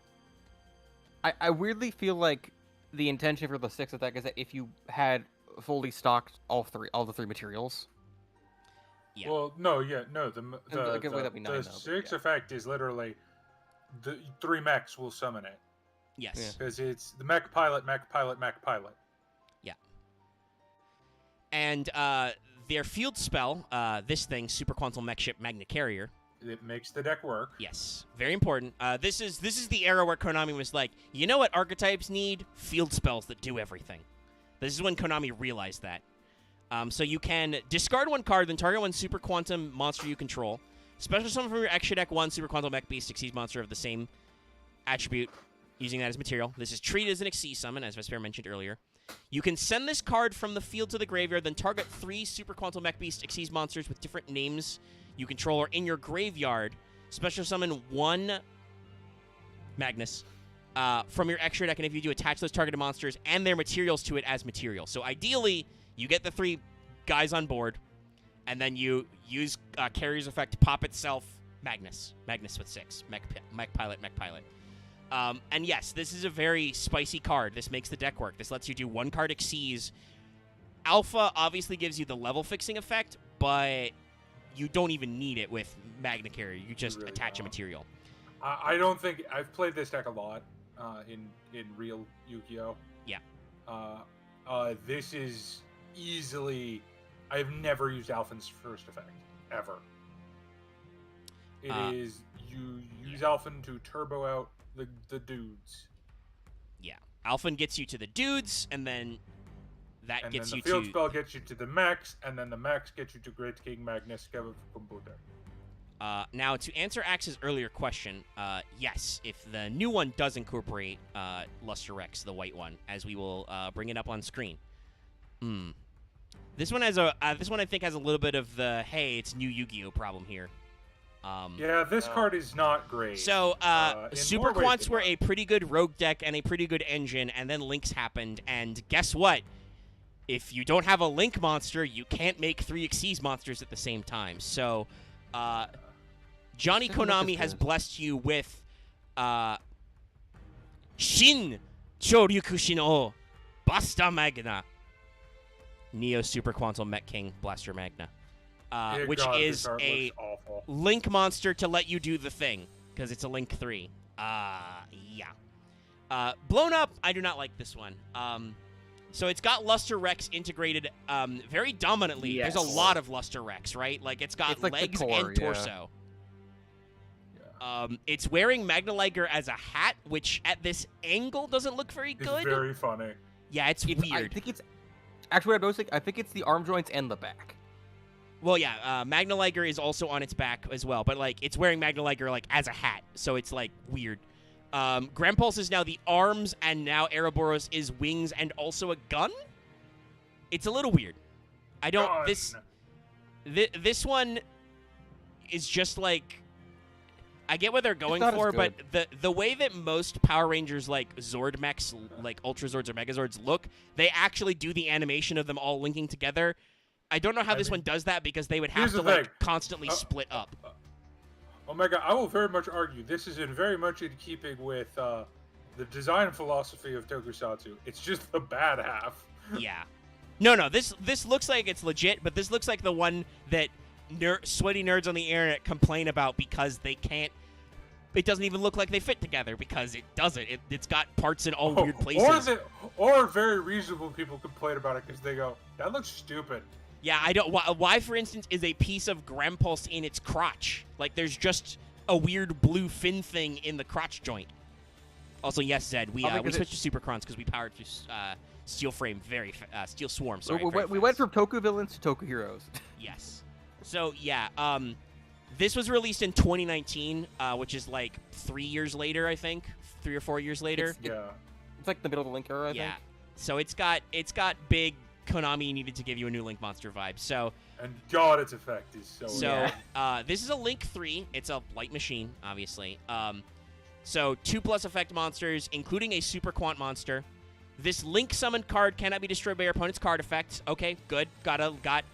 Despite the fact that this is clearly supposed to be bigger than Magnus, this is smaller. It's got 2,500 attack and is a Link 3, right? But it has play Go Magnus. Yeah, but you have a Magnus-like protection effect. That's cool. Each time a Super Quant exceeds monster with a different name from the cards you control, especially some of the extra deck to a zone this card points to. God, that's really complicated. Draw 1 card. So basically, you make this guy, you enable the setup. If you Xyz summon a guy to the zone he points to, which you have to, you get a draw card. Cool. In theory, this makes making Great King Magnus easier. In theory. Because he keeps recycling your cards to keep fueling practice, the field spell. This card is a... How do I call... pain in the dick to use properly. Yes. If a face-up Xyz monster this card points to is destroyed by battle or opponent's card effect, you can special summon one Super Quant monster from your deck with the same original attribute as one of those destroyed Xyz monsters. You can only use this effect once per turn. So, yeah, Blaster Magna is just a Band-Aid for Master Rule 4 that is unnecessary. You no longer require this card. No, at this point, you run it because sometimes it lets you do combos. I mean, Dallas, if you'll allow me, I think that you run this now because sometimes your opponent's going to play Dimension Barrier and call Xyz. And then you just go, okay, I guess I'll Link instead, and then just do my Xyz combo anyway, later. Because he can't be destroyed. Yeah. But you play him as like a one-of tech card. The other big reason is it can go into access code lines because it's a Link 3 for 2. Yes. For 2+, so if you really want to, you can put Axis in the deck through it. Because usually you go Phoenix into this. Because you do 3 Quants on board, 2 into Phoenix, 1 and then Phoenix and this into this. But it can get you into access lines, so I mean, that's good. I remember the thing of Rada brought this up of like, this card very much speaks as like a card that's meant to be sticky on board, so you have something you can actually special summon with because early Link era. Yeah, like that's why he's got. No, I mean, the protection effect makes sense because he's related to Magnus, but yes, it's very much well, in order for you to do your Magnus combo, you have to have a Link 3 on board. So here's your Link 3. Now that you don't have to do that, this card is very good, important. Yeah, because you cannot play Super Quants the way they were meant to be played in MR4 without this guy. Also, so we have a better boss monster than Access Code Talker too, which is why this card is super not necessary. It's this other giant mech card that really fits in the Super Quant deck. Which one? No, Zeus Skyfire. Oh, right. Yeah. Oh, yeah. No, you're an Xyz deck. Yeah, you just play Zeus. You can literally just play Zeus. I have an Xyz spamming deck. And Zeus is also, I believe, a machine. So, yeah, no. 8 Magnus into Zeus is hilarious. Yeah, no. It's as you can see, they don't need any. Like I said, I don't think they need boss support. I just wouldn't mind seeing some more Rangers to give them some more tech options. I don't know what you do for sure, because they are a pretty comprehensive package. I just think it would be interesting to see them, like... Honestly, the thing I want the most is a spell trap blue that searches. Is worth a damn. I.e., I just want them to get an Infernity Barrier. Yeah, I don't think... They don't have a... they have some trap cards. They are not negate trap cards. I mean, so you can quick effect negate a guy with Luster Rex, but it's not... I'll be very honest. The only spell trap worth a damn in this entire deck entire archetype is the field spell. So I'm gonna pull up their regular cards, their spell traps, and then we'll talk about their names. I don't know what like blue and green are doing in this. Well, it's Super Quantal Alpha Spike, so it's a volleyball spike. Oh, this card is hilarious. We'll talk about it in a second. I'm gonna pull up all the card. Actually, Well, I'll just do the I'll two do- spells and then I'll do the 2 traps because the images are Blue big. is Oh, they're doing setting, they're doing all volleyball poses. Okay. Yeah. Yes, correct, Axe. What I literally just said. Super Quantal Alphen Spike is they spike Alphen like a volleyball. Yes. No, it just I didn't see like the line that was connecting green to blue. To I mean, red. it's I only saw red. to now it's funny. So in Japanese, this is Super Quantal Choryu Hisatsu Arufan Ball. So this is their finisher move when they're small. They spike Alphen like a ball. So what Alphen Spike does is if you control 3 or more Super Quantal monsters with different names, shuffle as many cards your opponent controls in the deck as possible. Then your opponent special summons 1 monster from their extra deck ignoring its summoning conditions. You can banish this card and an Alphen to activate a mech ship Magna Carry from your deck. So you probably run 1 Alphen Strike with like an extra, with like a Foolish Burial Goods or something to like get extra terraformings. I have made people rage quit over this card because there's a hilarious combo. Oh god, what is that spell trap? It's the spell trap Eater of Millions. Oh yeah, Eater of Millions is a penis card. Eater Millions. No, the trap. version. Oh, Banquet of Millions.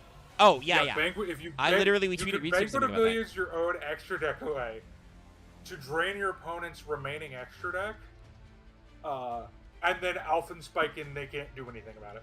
Yeah, but then they better have lost some life points because you can't do anything else either, and you have to like OTK them because they come back after Banquet. No, but they don't get the free summon. Is what I'm saying.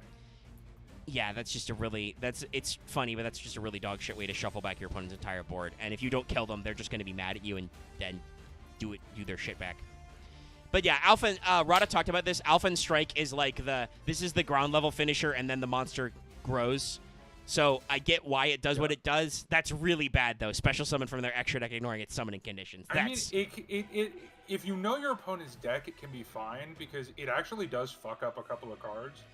For instance, if you summon access code off of this, your access code's shit. Well, yeah, but Dallas, they get to pick whichever one they like. No, that's what I mean. It requires extra deck knowledge. Yeah, which this deck doesn't inherently have. Now, obviously, I in feel like a this game is 2, you might side this in. Yeah, no. I do feel like Alphen Spike is a great side deck card. Yeah, there are some decks where it's going to be worth it because maybe your opponent is playing Lich and they literally don't care about their extra deck. So you're like, okay, motherfucker. Well, I'm gonna attempt to do my setup and shuffle away your board because I don't want to send your things to the graveyard. Or they're playing Adagnister, and you're like, okay, you can summon a Rival Cyberst, and their Rival Cyberst appears with 0 attack. Yeah. And, goes, and then the other one is the other spell is the quick play spell Super Quantal Alphen Call Appeal. Super Quantal Request Alphen Call. This one also came out when what's his face did Neo Magnus. No, this was in Dark Neostorm. Was White Layer that late? I believe so. It was the second wave, yeah. I need to find him so I can look up what set he came up in. Okay, it was Dark Neo. Okay, so this was all in the same. Okay, wow. You're waiting a long time for that quote unquote legacy support wave. Anyway, so what Alphen Call does is if a Super Quant monster you control is destroyed by battle, special summon an Exceed monster from your extra deck. Special summon a Super Quant monster from your hand deck or graveyard. It specifically lists that it is on the Exceed monster, but negate its effects. You only activate Alphen Call Appeal once per turn. It's a good way of seeing like White Layer from a different angle. Also, I just noticed White Layer always has the Quantal crystals around him at all times. Yeah, he's got the things. I mean, that's his thingy. This Alphen Call is clearly like the other 3 guys are getting their ass kicked, and then White Layer shows up and is like, "Hello, I'm here to help." Do you think they would know it's their boss or no? I mean, he sure looks, especially in this angle, you can tell he is related to Alphen. I also feel like seeing them all on screen at the same time definitely makes it look like they're a little more unified. They look a little less disparate in their effects. Because it lets you see, because I think it's like they're a little more like it's like red as a bit of background, yeah. The helmet opens up, it's just Alphen piloting a robot. It's the Men in Black. So let's talk about their 2 trap cards. Which I believe the first one came out in the first wave. And then the second one came out in that second wave. Yeah, and their first one is poo-poo bad. I mean, it sets up the thing. I don't know, Vesper killed me with it. it sets up. Was that used Buster Sword? Magnus Slayer, yes. That's hilarious. It does the thing. I've never used Magnus Slayer in my life. I mean, I like how Rada explained how it works. We want to explain for the audience here. So I'll put up the card art so the audience can probably figure it out if they know anything about it. Well, there's not much you can do when Magnus Slayer has fucking 6 materials. True. Like Magnus, yeah. And then, So- so that is, we should say the name on that one. That is Super Quantum Mech Sword Magnus Slayer. So this or is the finishing Choryuki attack. Shinken Magnus Slayer. Yes. So a lot of older Sentai have a thing where they do a sword attack to basically finish a monster. So, Yeah. Also, you recognize this from Voltron as well, Form Blazing Sword. Which Voltron is just a Super Sentai, but an anime. It's called Um, Go Lion, yeah. I mean, yeah, but they also Voltron was remade as an American show as well. Though they really Right, I forgot. the remake of Voltron really teases the Form Blazing Sword. I think that doesn't happen until like season 4 or 5. That show's paced very weird. It's built a lot like a modern animation where there's a lot of like myth arc build and slow shit, and also Netflix for some reasons and DreamWorks Animation does a lot of split production seasons where they call it a season even though it's only 7 episodes. So really, All I seasons know 3 and about 4 are that one. show is that it has the most toxic dumpster fire of a fandom that I had a lot of fun watching on the internet. My experience with the like on the fringes of the fandom is like, yeah, they got pretty intense. Didn't they like try and kill the producer or something? Probably. Fandoms suck. So, what Magnus Slayer does is, as Axe described, it is the finishing move. Target one Super Quantic Seas monster you control, equip this card to it. It gains attack equal to its rank times 100, which makes Magnus very big. If it attacks a defense position monster, inflict piercing damage. During your battle phase, you can send this card to the graveyard. The monster that was equipped with it can make 3 attacks during each battle phase. So, yeah, this is the finishing move. Like, you stick this on Magnus, he gets piercing and he's huge, your opponent dies. Your opponent has multiple monsters, you send it, your opponent dies. It's a way to, like, make Magnus kill quicker. It's not required, but it's not bad, I would say. In Prague, it's probably a good finisher. In a limited form, yeah, it's probably a pretty good one. And then the second one is Super Quantal Union, Magna Formation, Choryugoshin, Magna Formation, which is clearly just the sequence where they form Magnus. That's all it is. It's just the sequence where Magnus becomes Magnus. I like that the art exists so you can see how it forms. Yeah. And it's got the little logo in the middle, and Alphen is clearly like, he's doing the cut-in animation where he's like, you know, Alpha probably says the thing. He probably says, yes. Choryugoshin, Magna Formation! And then, pew, the theme music plays. Guys, in case you can't tell, one, we don't have anything bad to say about the aesthetics of these guys, really, other than, as Vesper brought up earlier and Rada's talked about, some of their theming is a little loose. But, like, this archetype is just cool. Yeah, in what I consider the opposite of the Steel Swarm, I don't really have any negatives about this archetype. Yeah, they're just cool. Like, their engine works. They have a cool boss monster.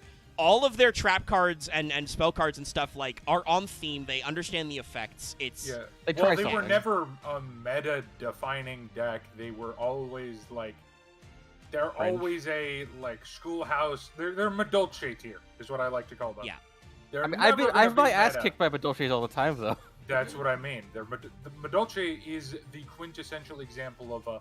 It's never going to be meta. Oh shit! But it could take a game or two off you. They finally previewed the Labyrinth archetype. Well, we'll talk about that in a second. Thank God. I'm going to learn this for the first time.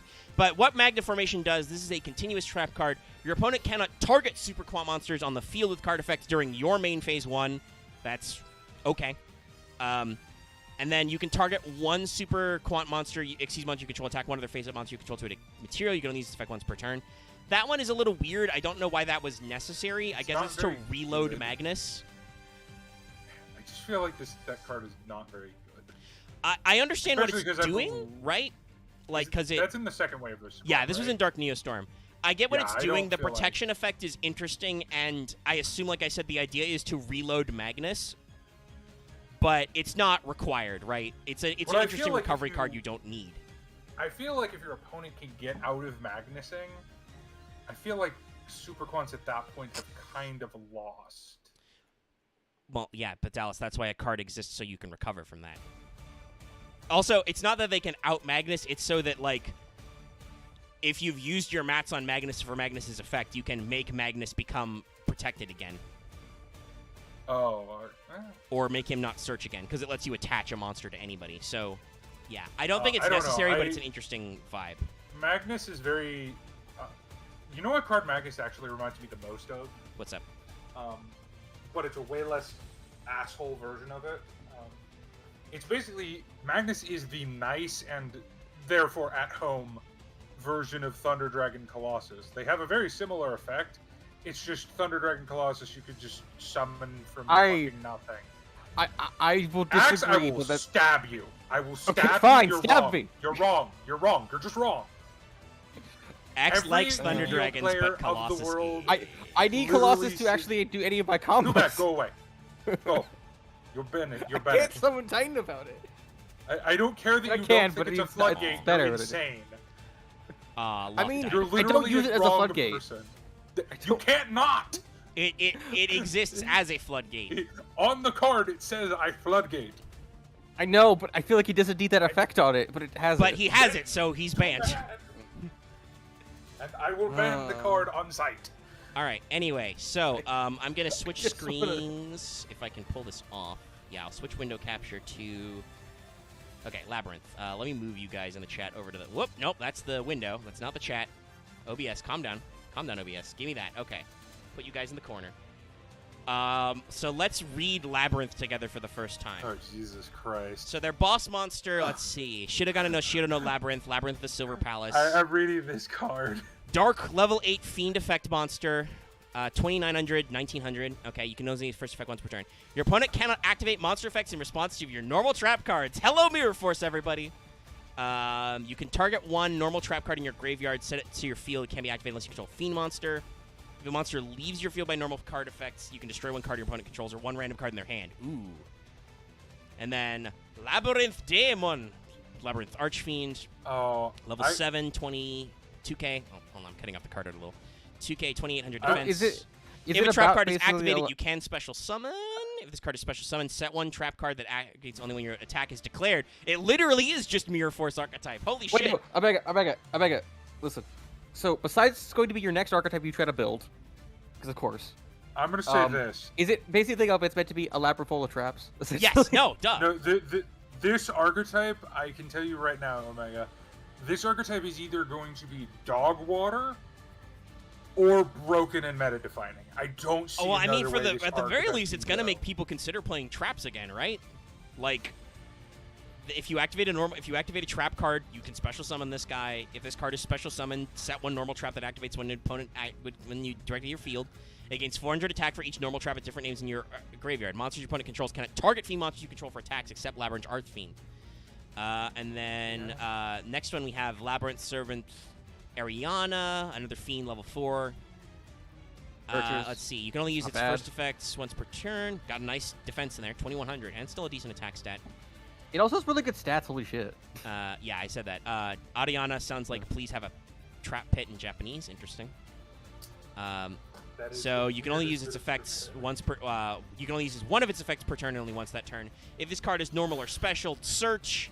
If a monster leaves the field by a normal trap card's effect, draw one card, then special summon a Fiend monster, or set one spell trap from your hand. Damn. This also works with trap holes. And then we've got Labyrinth Chandra. Chandelier plus Dragon. Okay, thank you for that tip. 1500, 0. You can only use the first effect each once per turn. Quick effects on this card from your hand or field. Discard. Set one Labyrinth spell trap from your hand, deck, or field. Oh, they have their own spell traps, y'all. Oh yeah, I was gonna figure if they didn't have an archetype trap, this archetype would be. I mean, they don't name check any traps for the most part until now, so you can just play trap holes and mirror forces. But yeah, but if a monster leaves a field by your normal trap card's effect, again. While this card is in your graveyard, you can add this card to your hand. That's pretty good. And then we've got Labyrinth Stovey. Look, Love, I think this is either going to be Trap Tricks but better or Trap Tricks at home. I don't know how it's going to end up yet. I think it's more than at home because we're in trap tricks in the labyrinth. I mean, they have a boss monster, and you can probably run some trap tricks. I mean, guys, I already love all the tactical master shit. I'm gonna buy a lot of this shit because all of these archetypes are cool. Abega, this is just your archetype because you love traps. I mean, yeah, no. Also, I love Greek mythology, and I already looked at the card art of their boss, and I was and like, hey, Gibbs. Hey, guess what? Omega, it might actually be decent. It can play through fucking Scythe. Yeah, you can only use the first effects of these cards once per turn. Quick effects on this card from your hand. Discard one card. Set one Labyrinth spell trap from your hand or deck to your field. Fuck yeah. 3 of that guy. Damn. That's, yeah. Quick effect. Set a spell trap. If the monster leaves the field by your normal card trap effect with this card in your graveyard, you can special summon this card. And then we've got... Oh, yeah. Like, Ku that's Klok. I just Stovey, that's your interactions, huh? Those Yeah. are 3 interactions right there. And then Wait, Ku Klok, a 0/0, clock, a candle, use a each lady. effect once per turn. Quick effect, discard this card. If you control Okay. a monster, you can activate Omega, one are normal these trap card while spoilers? set. What's up? Are these spoilers written by the Yu-Gi-Oh! Wiki? No. Read the note. Cuckoo plus clock, yeah.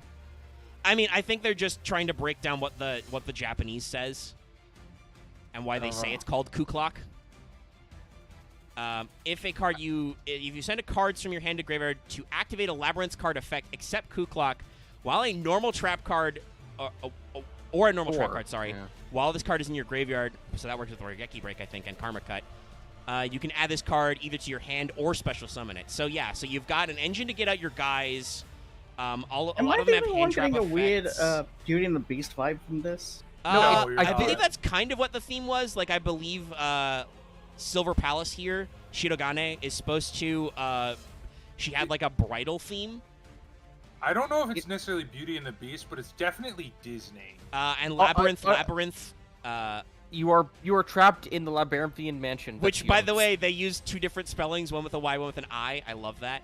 Field spell card. You can only use each effect once per turn. 1, if you activate a set Welcome Labyrinth normal trap card, you can add this additional effect to its effect, destroy 1 card on the field. 2, if you activate a non-Labyrinth normal trap card, special summon 1 Fiend monster from your hand or graveyard. Holy shit. This also probably goes really Mirror well Force with, is like, plus all the Lament Fiends, who also involve trap cards, Also- I think. yeah, you can run those too, and maybe some trap tricks, I guess. Maybe. They're not fiends, so there might be a little non-synergy. That's probably why a lot of these name-check fiends is because they don't want you to run both engines at the same time. That'd Fair. probably be a And little... just to say it again, they basically just doing trap tricks again, but without the lollies. So Also, better and then trap Labyrinth I setting, quick like play. this card. Yes, target one. I you like- only activate one of this card's effects, or 1 card with this card's name per turn, sorry. The way the OCG writes effects is cleaner, but sometimes a little harder to read when they translate them. 1, target 2 of your Labyrinth spell traps that are banished or in your graveyard except Labyrinth setting. Shuffle them into the deck. Then if you control a Fiend monster, you can set non-Labyrinth normal traps different names. So you want to use both Labyrinth and non-Labyrinth traps. And then here we get our actual trap Mirror cards. Forces. Oh, and they've got fucking a funny name trick here. So you've got Welcome Labyrinth. Actually, can you go back up to like Round 7? Because I just like that it's literally them building the labyrinth. Yeah. It's they're building it, and then Welcome Labyrinth is look at the card art here. I'll pull it up in full set here. It's the night guy trying. Yeah, to it's go just into the hero going in. So let's scroll down. You can only use the first and second effect of this card once per turn. Number 1, special summon 1 Labyrinth monster from your deck, but you cannot special summon monster from your deck or extra deck and turns resolved except Fiend monsters. Hey, that has some. Fine. That has That some is fucking a twin not synergy. restrictive enough fucking. Yeah, card. that's the same. lot- That's the there's a same lot of restriction that very good. Evil Twin has, and it doesn't matter. Yeah, I was about to say. Evil Twin Evil also Twin has, like, normal Labyrinth, let's traps, I think. go. But I don't think Evil Twin has a summon from deck effect. Yes, it does. Yes, it does. That's how you get to the 2 twins. Live twin. That's how you get the other twin Yeah, out. but you can. Yeah, but okay. So let me rephrase that. A generic summon from deck, and by True. generic I mean any. But card this in is card not deck. generic. This is summon a Labyrinth monster from your deck. Yeah, But but that's probably good Yeah, though. so it's not more. It's I'm more predicting than one card. Labyrinth. I'm predicting Labyrinth Evil Twins in the future. I mean, I'll probably try and kit bash Mike that Clark- variant, Mike but this Clark goes with a did. lot of things. No, Here's I the will tell you what I'm predicting, and I'm correct here. Labyrinth Eldritch is going to be a deck, and it's going. I to mean, make it people will, cry. but also it won't because that locks is you it out skill of. drain Synergize. and- Is it skill drain and normal trap? No, skill drain's continuous. You doofus. I'm Continuous. stupid. Ignore me. Ignore me. But also, and and also, also here's the Eldritch is a thing, fiend, Dallas. is a zombie. Yeah, all of the Eldritch cards that summon are zombies. I believe this. True. They will probably. People will still probably try and make it work. I believe this Labyrinth archetype is Yeah. written so you cannot easily run Eldritch with it, and same with Trap Tricks. There's They're also trying to VAs avoid of making the fiends, right? trap-heavy archetypes work out. What's up, Loth? EA's are- Burning Abyss are fiends, right? Yes. I don't think you'd run them, but they I are don't know Okay. what the So synergy- Welcome There are probably Labyrinth some, like, has good a second art effect scenes as well. for this. If a monster leaves the field by your normal trap's effect while this card is in your graveyard, except the turn this was sent to the graveyard, you could just set this card. Oh my god. This is horrifying. I love this. It's, love it's, this. it's just a Scrap Iron Scarecrow. Omega, in a are way. you Omega, are you just gonna make a meta deck out of this? I mean, I might. I I don't don't think have it's anywhere to gonna be go meta. and be meta, but I'm Okay, absolutely okay. gonna. The moment these are an EDO Pro, I'm gonna try and make this work. So this is I pretty don't know. funny. Okay. It's still. This is Fair Welcome Labyrinth. When a monster declares an attack, if you control a fiend monster, negate you do. As Loth said, it is just scrap Oh, iron. And it then just you get it to just set a hit new me. guy. It just hit me. It's an Etrian Odyssey dungeon. That's why all the characters are chippies. Like it's mean, Etrian some of Odyssey. them It's are- like some of them are it's a chibi, some of dungeon them crawler Yeah, game. But JRPG Tactical Dungeon Tactical Crawler. Masters has a sub theme of being video game based. Oh. Like Rune is like a first person RPG. Hey Omega, What's up? this deck is going to be meta. What's up? Guess what's a normal trap, and is going to make this deck painful Which one? and me hate Imperm? it. Artifact Sanctum. I mean, artifacts are Into fairies. Scythe. Yeah, Yeah, but artifacts you are can fairies. Scythe lock. I mean, Dallas, I assume Scythe is not going to live for very much longer. That's like everybody's number one complaint is please ban Scythe. Okay, but also Konami. That's my counter argument. I mean, yes, but Dallas, this set's not going to come out in the TCG for like 6 months. Oh, okay. Yeah, this is Okay, this is I thought OCG this previews. was- okay. So like this isn't going to be until like I could check. Hold on a second. I'm going to I do a honestly hope standby it's so I its can own look set at that. because I honestly hope it's its own set because if they try to cram this into another set. Oh it's no gonna be yeah, this is painful. going to be in Tactical Masters. This is its own deck build set. So let me. I just want them to ban the Brave Engine. That's what I want. I know they're not going to, but I want them to. Well, they won't for a while, but let me see if I can figure out if this has even been announced for the TCG yet. It's why Yu-Gi-Oh is now $5 bajillion. What is the Brave Engine? I just answered you. It's the most meta-defining engine currently, and it's why Yu-Gi-Oh costs $5 bajillion. So TCG I don't know Tactical. what the Okay, so cards are I'm a little early. Tactical Masters will be June currently. By the way, though, not because there's Yu-Gi-Oh still getting hit with a lot of delays. But yeah, so it's currently Still a slated month for or so. June. So Labyrinth Barrage, activate a set normal trap except Labyrinth Barrage. Your opponent takes no further damage from card effects until the end of turn is resolves. And also, this card becomes that normal trap effect when it is activated. So that lets you do 2 traps, I guess? Yeah, this lets you double up. But it protects them from effect damage, so you can't double up on, like, just desserts or something. You can't do burn like. And then you've So got this is a dumb thing, but Archfiend couple- Glitch. Interesting. If you control a Fiend monster, Oh, target one card on the wait. field, destroy it, then send one Fiend from your deck to your graveyard. That's just a great... you want I mean, technically, You wanna it's got the double that up, card art actually. for like Labyrinth on there, but that's just a great fucking Fiend card. yeah. Infinite like the Impermanence is going to be an interesting thing in this. Oh yeah, imperm. Yeah, And then there's they are adding Compulse as a reprint. So yeah, this So- this archetype is pretty slick. I love this because it works with like trap holes and mirror forces. It works with So, generic Fiend stuff. Omega, this reminds me of a thing like when you wrote the card that like does basically multiplies the effects of traps. I remember a dumb thing where a friend of mine was trying to do they do solo gate stuff, and they faced a Red Eyes deck, and they just activated Red Eyes burn 3 times and lost. The opponent activated 3 times in a row. Oh god, that Red Eyes deck is, no offense, Omega, that Red Eyes deck is the most brain dead deck I've ever faced. Yeah. Yeah. My opponent literally did not summon the entire duel. I was just like, My friend dealt with it always Electro summoning like the biggest Red fusion Eyes, monster the turn one. problem is that you need to commit if you're gonna run Red Eyes. You have to know what you're doing, and not a lot of people do because there's a fuck ton of Red Eyes monsters, and as you would expect, most of them are bad. Commit. Not a lot of them do things for the deck. But yeah, there we go. That gave us the I have to switch which window I'm in because if I Omega, I have a feeling in the future this deck will be absolutely infuriating. I mean, I mean, ready it for depends Omega on to what build normal this. traps people find to make it. Ooh, sorry, excuse me. Make it work with. Like that's what I have feeling. I don't mean this to call Because this like, doesn't you work. out, because This doesn't work with most know you- floodgates because those are continuous. I know you won't run it in this way, but this is an archetype that I feel like is if a Yu-Gi-Oh player can break it, they will. Yeah, the question I'm just Mega- trying to figure out is, like, what is the breakpoint? Because, like you said, you can do imperm in the imperm columns, but a lot of people use imperm If because Scythe isn't banned, Sanctum is. well, Yeah. isn't Sanctum a counter trap? Nope, it's a normal trap. I checked. They might just ban Sanctum. then. Yeah. Wait, They guys, I won't know the ban most perfect. I mean, I trap will card say to run in Labyrinth. that is not what Konami intends you to do this with, because that lets you do artifacts which are fairies. So they're not necessarily No, but intending you to do just- shenanigans. You But stare the at your construction opponent and be like, effects. I said waking the dragon. What do you do? Waking the Dragon's a good one. Also, the current meta is literally just who can Scythe lock the other first, Well, yes, or that's not true. care about it. But that's So- that. I'm actually I'm kind of- also, once again, I don't think that meta will live because I'm sure Konami I doesn't hope want that. not. I'm excited to see. I'm excited to see you try to make a semi-pure variant of the deck. Yeah, Like I'm in a gonna. I'll Labyrinth try and deck? kitbash something. I looked at Mr. Room when EDO Pro added it. It's weird. once I you kind of only play like it spells, because it's it's usually actually about an alternate win con. It's an actual mill deck that's like I have a fast-paced. feeling people are going to hate that archetype, and I'm. Oh yeah, gonna love it. mostly because they're gonna be like, all right, I banished 6 cards off your deck. Well, shit, those were the exact 6 cards I needed to win the game, and not my random filler bullshit hand traps. So I guess I die. Yu-Gi-Oh players. Also, the weirdest thing, though, is- dealing with mill. If you're using a Mr. against a pile deck, they have already 60 cards, so it's gonna be fucking annoying to get through all those cards. Yeah, I still there's. want I think it's I'm interesting. still gonna advocate Wait, grass so deck. does The that other mean Tactical there's Masters a deck that you can just? Go ahead.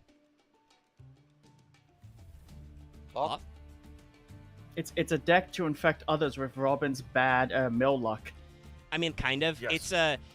So the way Rune is shaped is, it's a first-person RPG like a Skyrim. Like, there's only a couple of monsters which are like companions. Everything else is just spells you activate, which are all drawn with like first-person art.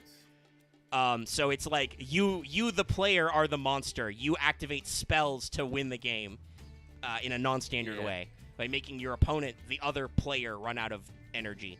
Also, Um, if you take Dire frantically smashing the wall, it's also The connected other to Tactical Generator. Master set is, what the fuck are they called? What's the translation?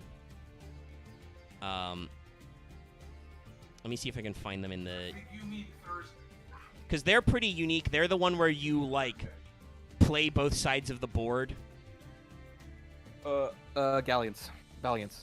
Yes, Valiant. That's right. Yeah, the Valiant. And then now we have Labyrinth, which is a normal trap focused, and like I said, that works with a lot of stuff. That works with TTs, with Mirror Forces. Mirror Force I Launcher like would the- work with this because you can discard the monsters. I will say the deck build pack is actually exciting because I like all of Yeah, the I think all aesthetics 3 of these and are their different interesting. designs. This is the first time they've done something Yeah. where I'm They're all not very sure different, which one too. of these is like the meta one, right? Like normally with deck build packs they do 3 archetypes, right? Everybody looks at one and goes, this one, this is the fucker. Like think about Genesis Impact. That's Drytron. Everybody's like, this is gonna be the fucker. And then Justice Sorry and Evil Twin were like, okay, these are okay, but they need some extra juice. Like, I will say, I think the Labyrinth has maybe the most potential. I mean, the of Labyrinth all has of the them? most generic synergy because it just name checks fiends and normal traps. I will say, Yeah, but thank I God it think is all- normal I still traps think all because of them are that really means cool, you though. can't do counter traps, so you can't do it with Solemns, and it can't do it with Continuous, so you can't do it with Floodgates. But you can still do a bunch of, like, quakings and drownings. Oh yeah, no, you can absolutely punish your opponent with traps. I guess the question is, does your opponent have the outs, right? Because you have to set them from deck, which I assume means you reveal them. You're like, hey, I'm going to set Quaking Mirror Force, and your opponent has to go, okay. But you can also do imperms, too. Yeah. Night, everybody. I gotta go. All Alright, right. see Let's see. So the last one was. Bye, Dallas. Okay, I mean, so technically, I think with Ancient Guardians, none of those were meta. Nobody is playing Earth's Arctic. I like Ogdoadic, but they also rely a lot on. They're like Exorcister, which is also a deck build pack. They rely heard on your about opponent those, to be though. doing They're stuff in the good. graveyard, so. I mean, and then it Sulfacord works was. against Edlich. Sulfacord I mean, was kind of to the like making pendulums relevant again, but even then they needed some extra support. I Would assume gone, they like, were Zed has done something like that? they were done that way because in the OCG, I think you can still play one Electromite. I think they unbanned Yeah, Electromite in the that makes OCG. They have not done that over here. Electromite really does help. Yeah, so Sulfur just got their teeth taken out in the TCG because they didn't come with their Link Monster, which is just... I believe the way the Sulfur Link Monster works is it's just Electromite but fair. Electromite, but your opponent doesn't kill themselves immediately. And then, obviously, the latest deck build pack is the one that just came out here. Not... Battle of Chaos was the main set. What was that set called? It's the one with Adventure in it. Fucking Grand Creators, Adventure. right. Grand Creators just came out. Obviously, the meta one there is Brave, the Adventure engine. And to describe what that does, because Axe was curious. I've just never seen the Brave cards. I think. Well, they're Adventurer. They're a little weird because they come out. But if you haven't seen this, the way this deck works, the fundamental combo is the card is Rite of Adamasier. If you control no Adventurer token, special summon an Adventurer token. It's a level 4 fairy with 2k attack, 2k defense. And then if you do not control a Fateful Adventure, which is a continuous spell card, sorry, you can set it. You can place it face up in your spell zone. You kind of activate the effects of monsters. Turn you activate this except special summon monsters. You can only activate one Rite of Adamasier per turn. So basically, the Adventurer takes the place of your normal summon. Fateful Adventure is a continuous spell once per turn. When a monster equipped with an equip spell will be destroyed by battle is not destroyed, you can only use it for a turn. You can add one monster that mentions an Adventurer token to your hand. You can send one card from your hand to your graveyard then. If a monster is normal or special, add one equip spell that mentions Adventurer token from your hand and then equip it to an Adventurer token. So it just... The way Rite of Adamasier works is it gives you the token and then it gives you the continuous, so it gives you your whole engine. And then Water Enchantress, Aqua Enchantress. I remember you having that as your icon piece for a long time. Well, yeah, it's because she was cute. If you have an Adventurer token, you can special summon it from your hand, and then if you banish it, you can get a Rite of Adamasier, so she does both, and then you can place one. She can place the field spell. So like, it's just an engine that doesn't eat up your normal summon, but doesn't negate super summons. I kind of wanted to just make an actual just adventure deck instead of just. I mean, you could. There's a lot of cards. It's built that way. The problem is that it also boils down to a very simple package because it fetches a lot of cards from deck. So you can just include the essential bits and then also plug in your synchro engine, your whatever. It's kind of where it's like I kind of want to make each of the type of decks from like the latest from like the new deck build. Like I kind of want to make one of each of those. I kind of want to make an adventure deck because like it was something actually fun to just. Because I like playing semi-pure variants of decks instead of just playing, like, piles. Yeah, I usually prefer it that way as well. That's not obviously how Yu-Gi-Oh! Goes with the meta. But we've kept you guys around for over 3 hours now. We've got our quota in. I've been doing this for a while. I'm going to pop off, and we're going to end the stream now. We hope you enjoyed Super Quant and Steel Swarm, and we finally got that preview of Labyrinth, which is cool. So, thanks so much for tuning in for all that. Yeah. I noticed you guys didn't do any Super Chats, so... I'll leave you with that guilt of my wallet. I need my wallet money so I can buy some boxes of tactical bastards. I'm currently not in a position to be giving out super chats. Thank you very much. I'm talking to the real chat, Loth, the actual people watching the stream, all 11 of them. They have remembered to give some likes, though, so thanks for liking the video. If you watch this later on the VOD, give it a like as well if you liked it. You can leave any comments in the comment section down below. Right now, so. Sub if you haven't already, so you can get more of these. We try to do Fail Portrayal at least once a week, and we also have a progression series. If you haven't seen that, sub to our channel. You can watch it our prog. We should have a prog episode this week. Loth may be strangely mysteriously silent, allows me to play, but we will have an episode. I hope. I hope to God. Hell, even if Loth like explodes again, there's still hopefully 7 other motherfuckers to play this week. I'm gonna be there and feel like I kind of want to spend time with family, but. My family's busy anyway, so it doesn't matter. Okay, so you have some stuff you want to do, but they have a scheduling thing anyway. Okay, that's cool. I wouldn't want to put you to put out I will be there. 7 people, I just don't have a deck in mind, so I'm probably just gonna pick something I already have built. Go for it. Just remember if it's Deskbots to remove the cards we banned from Deskbots. Deskbots is dead right now, so make sure to hit the bell for notifications so you always know when we post a new stream. We got some stuff coming. Check out our Uncharted series. We just wrapped Uncharted 4 yesterday, so check that out. I think that's all my usual spiel, so I will see you guys later. You know, it's morphin' time. By which I mean it's time for the stream to be over. The stream is over.